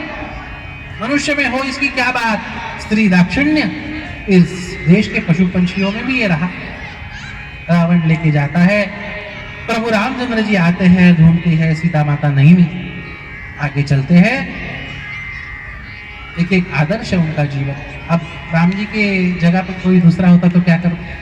भरत जी जैसा प्रेमी भाई है, आज की भाषा में कहना हो तो अयोध्या फोन लगाता, भरत तुम्हारी भाभी का अपहरण हुआ है और सेना भेजो और मदद करो। राम जी ने सोचा मेरे साधन में स्वयं जुटाओ। वहां से चलते हैं, सुग्रीव से मित्रता करते हैं, वहीं पे हनुमान जी महाराज की भी उनसे भेंट होती है। हनुमान जी महाराज की जय। अब हनुमान जी महाराज लेके आते हैं सुग्रीव के पास, बड़ा विस्तृत प्रसंग है पर हमें केवल स्पर्श करके चलना है। हनुमान जी महाराज आते हैं और जो है अग्नि की स्थापना करते हैं, और दोनों से सुग्रीव और प्रभु रामचंद्र जी से अग्नि का पूजन करके अग्नि की परिक्रमा कराते, विवाह की तरह। क्यों? ये वाल्मीकि रामायण में वर्णन आता है। क्यों? वो अग्नि के साक्षी से मैत्री का संस्कार कराते। क्या हमारी धर्म परंपरा है जहाँ पे मैत्री भी केवल करार नहीं, वो भी संस्कार है। मैत्री भी हमेशा टिकने वाला यह संस्कार है। करार में क्या होता है जी? एक ओर से नियम जब टूटता है तो दूसरी ओर से नियम तोड़ने के लिए वो खुला है, पर संस्कार में ऐसा नहीं होता। एक आध आदमी भले ही चूक कर दे, दूसरे को उसको संभालना चाहिए। यह बात संस्कार में, ये बात जीवन में जिन्होंने लाई है, ये हमारे सामने सब बैठे हैं, अब मैं नाम नहीं लेना चाहूँगा। ऐसा निभाए हुए तपस्वी जीवन जीने वाले माताएं, वैसे ज्येष्ठ श्रेष्ठ पुरुष, ये सब बैठे होता ऐसे है। और देखना बाद में वही बात हुई। अब हनुमान जी को ये पता है कि ये राम जी तो पक्के हैं वचन के, पर ये अपना क्लाइंट कच्चा है। अब जब ये बाली को मार दिया और जब इसे सिंहासन मिला तो वही बात हो गई, वर्षा ऋतु तो समाप्त हो गई और ये भूल गया कि हमें जो है सीता माता का अन्वेषण करना है वगैरह। और लखन लाल जी तो चिढ़ जाते हैं और कहते हैं कि इसे सबक सिखाऊंगा। प्रभु रामचंद्र जी कहते हैं, लखन केवल डरा दे, उसे मारना नहीं, उसकी हानि नहीं करनी। हमें अग्नि को साक्षी रख के उसके साथ मैत्री का संस्कार किया है। वो मदद करे तो ठीक, नहीं तो हम दूसरा विकल्प ढूंढ लेंगे। केवल डरा के आओ, उसे कुछ हानि मत पहुंचाओ। यह भारत देश यहाँ पर मैत्री भी संस्कार है और दूसरी परंपराएं देखो, मैत्री तो दूर, विवाह जैसे पवित्र बंधन भी जहाँ पे संस्कार नहीं केवल करार है। 3 बार एक शब्द का उच्चारण कर दिया, खत्म, रिश्ता खत्म। ये कोई परंपरा है, ये कोई संस्कृति कही जा सकती है? होता है, ऐसे है। सुग्रीव और सारे के सारे वानरों को साथ में लेके लंका के पास में आते हैं। बड़े विस्तार से ये प्रसंग है, पर हमें संक्षेप से देखना है। और होता ऐसे है कि सेतु बनाते हैं। अब सेतु भी बनाना है तो समुद्र जी से प्रार्थना इत्यादि करते हैं और समुद्र देवता ही मार्ग बताते हैं। जो नल और नील है वह इसमें विशेषज्ञ है और वो सेतु बनाए। अब राम नाम के प्रभाव से पाषाण तरे, यह भी सैद्धांतिक बात है, यह भी कोई गलत बात नहीं। पर आप यदि वाल्मीकि रामायण देखेंगे ना, तो उसमें सेतु के निर्माण में सामग्री भी क्या इस्तेमाल की है इसका भी वर्णन प्राप्त होता है। किस प्रकार से हमारा स्थापत्य शास्त्र हमारा प्राचीन कितना विकसित था, इसका आदर्श मिलता है। आज भी वो राम सेतु आज हमें दर्शन देता है। कितनी विशेष स्थापत्य कला हमारी परंपरा की होगी, इसका आदर्श नमूना आज भी वो, हजारों साल हो गए, आज भी वो हमें दर्शन देता है। वो राम सेतु, पवित्र राम सेतु बनता है। गिलेरी के भी उस भाव को प्रभु रामचंद्र जी आदर करते हैं। बड़े बड़े वानर तो अपने बड़े बड़े पाषाण ले रहे हैं, कोई वृक्ष ला रहे हैं। साधन सामग्री का वर्णन वाल्मीकि रामायण में, सारी की सारी साधन सामग्री सबके सब बड़े बड़े वानर ले रहे हैं और छोटी गिलहरी अपने मुख में जो है छोटी सी मिट्टी लेके आ रही है। पर प्रभु रामचंद्र जी उसकी उपेक्षा नहीं करते। अरे जिसका जो सामर्थ्य है वो उसके अनुसार मदद कर रहा है, सेवा कर रहा है, उसका भी आदर प्रभु करते हैं। पार कर लेते हैं समुद्र, और जैसे ही समुद्र पार करते हैं, अब रावण के दूत वेश बदल के आ जाते हैं और पकड़े जाते हैं और राम जी के सामने लाते हैं और कहते हैं कि इन्हें जो है दंड देना चाहिए। प्रभु रामचंद्र जी कहते हैं दंड देने की आवश्यकता है। अरे भाई, आपको जो अन्वेषण करना है वो करो और आप चले जाओ।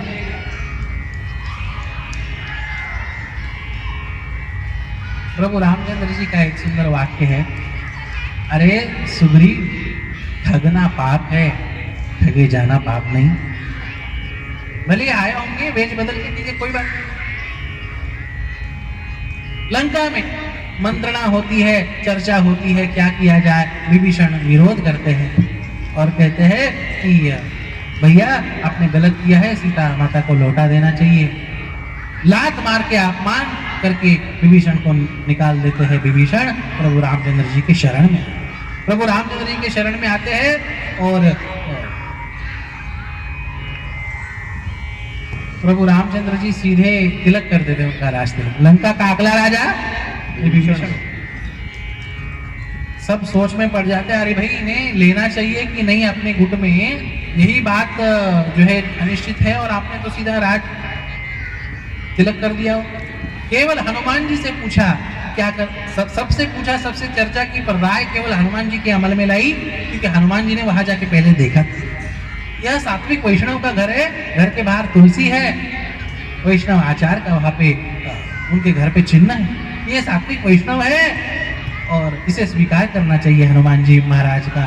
जैसे ही वचन आता है स्वीकार करते हैं, राज तिलक करते हैं। सबके सब पूछते हैं, महाराज आप ऐसा कर रहे हैं प्रभु रामचंद्र जी, कल यदि रावण आपके शरणागत आ जाए तो उसे आप क्या देंगे? देखिए राम जी की उदारता। राम जी कहते हैं विभीषण आज शरणागत आया है, उसे राज तिलक करके लंका का राज दिया है।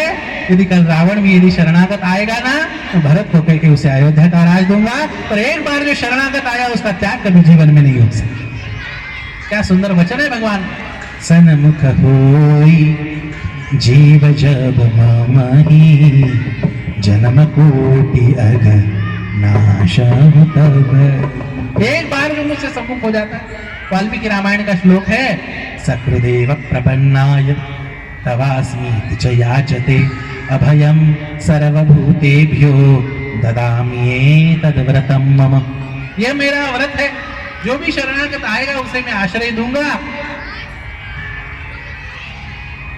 अब रावण को इतनी सद्बुद्धि नहीं होती।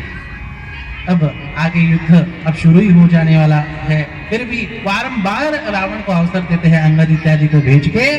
और प्रभु राम अभी युद्ध अटल संभावना युद्ध की हो गई और सुग्रीव को दया न इनके शरीर पर चिलखत है, न इन्हें जो है कुछ रहते। चिलखत भी क्या है, वो फूल पत्ते पान वगैरह वो जंगल के लगाए, यही चिलखत। और न रथ है न पैरों में कुछ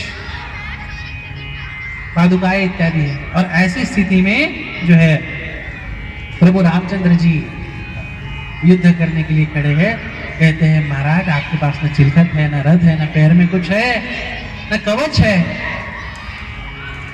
प्रभु रामचंद्र जी कहते हैं सुग्रीव, ये जो जिस कवच और चिलखत की तुम बात कर रहे हो ना, वो बाह्य कवच चिलखत। मेरे पास आंतरिक कवच है। कौन सा कवच है? प्रभु रामचंद्र जी का क्या अमर वचन है, कवच अभेद विप्र गुरु पूजा, यही सम विजय उपाय न दूजा। अरे और उपाय से विजय होगी ही यह निश्चित नहीं है, और निश्चित जिस कवच से विजय हो सकती है ना, वो कवच मेरे पास है। कौन सा कवच?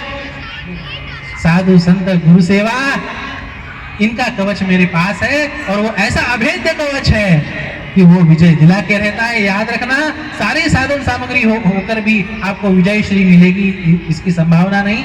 पर जहाँ पे भगवान की कृपा है, जहाँ पे साधु संत गुरुजनों की सेवा है, वेद शास्त्र धर्मानुसार आचरण करने वाले विप्रों की जहाँ पे सेवा है, वहाँ पे विजय निश्चित है।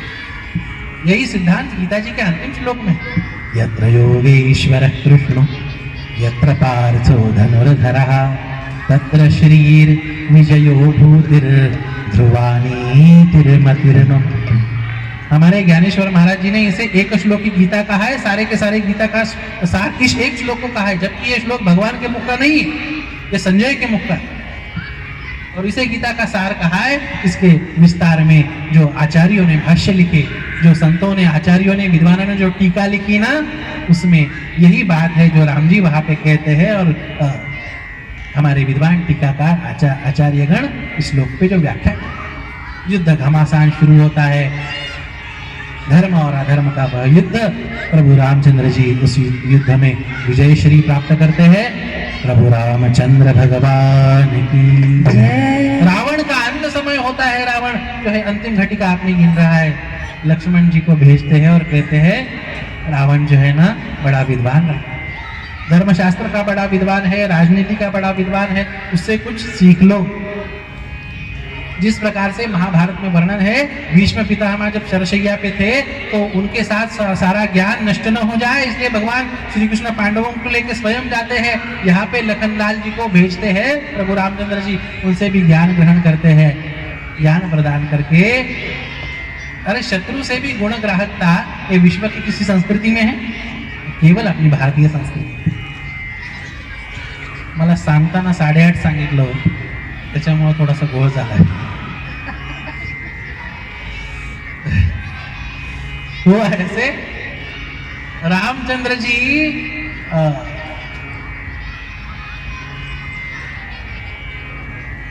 अंतिम समय में रावण से भी शिक्षा ग्रहण करने के लिए कहते हैं। और अब रावण का शरीर तो पूरा हो गया, अब पूरा हो गया, अब विभीषण जो है उसका रावण का अंत्य संस्कार करने में हिचकिचा रहा था। ये तो पापी था, दुष्ट था, परस्त्रीगामी था। और जब रामचंद्र जी ने देखा तो कहा कि विभीषण ठीक से इसका अंत्य संस्कार करो।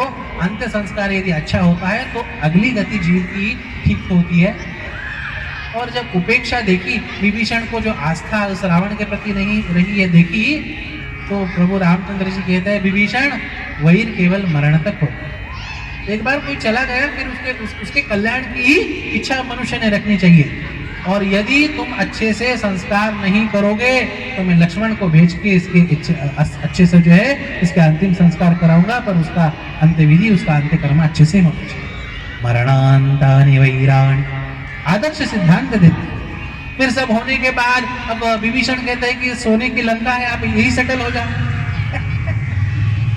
हमारे छात्र, हमारे बच्चे इत्यादि फॉरेन में जाते हैं, वहाँ इतनी इतनी बड़ी बड़ी बिल्डिंग है और इतने अच्छे अच्छे मॉल है और ये सब है, अब क्यों इंडिया में जाना है? और ऐसी ही मनोवृत्ति आज हो गई। प्रभु रामचंद्र जी पूरी की पूरी लंका सोने की, इतना ऐश्वर्य कहा होगा, सारी की सारी सोने की लंका, और विभीषण जी कह रहे हैं कि आप यहीं पे रहो, आप यहीं पे राज करो, आप जाने की जरूरत नहीं अयोध्या से। कितना दूर आप आए, कहा अयोध्या और कहा श्रीलंका।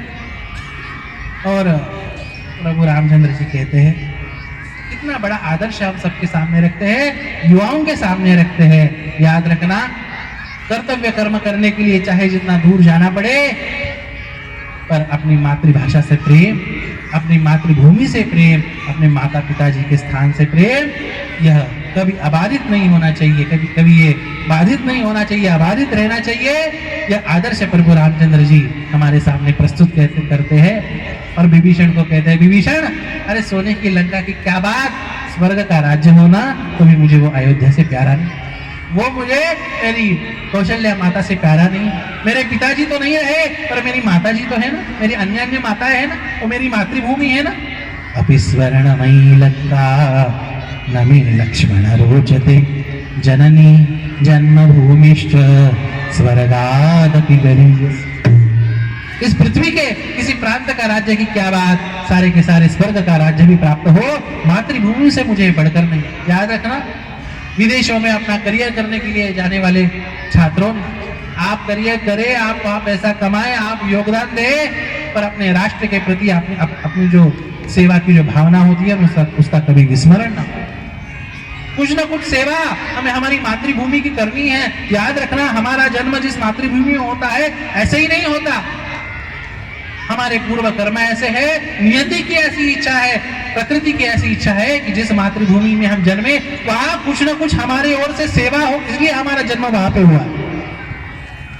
आपका जन्म भारत में हुआ है, इसलिए हुआ है कि आप इस भारत माता की कुछ ना कुछ सेवा करो।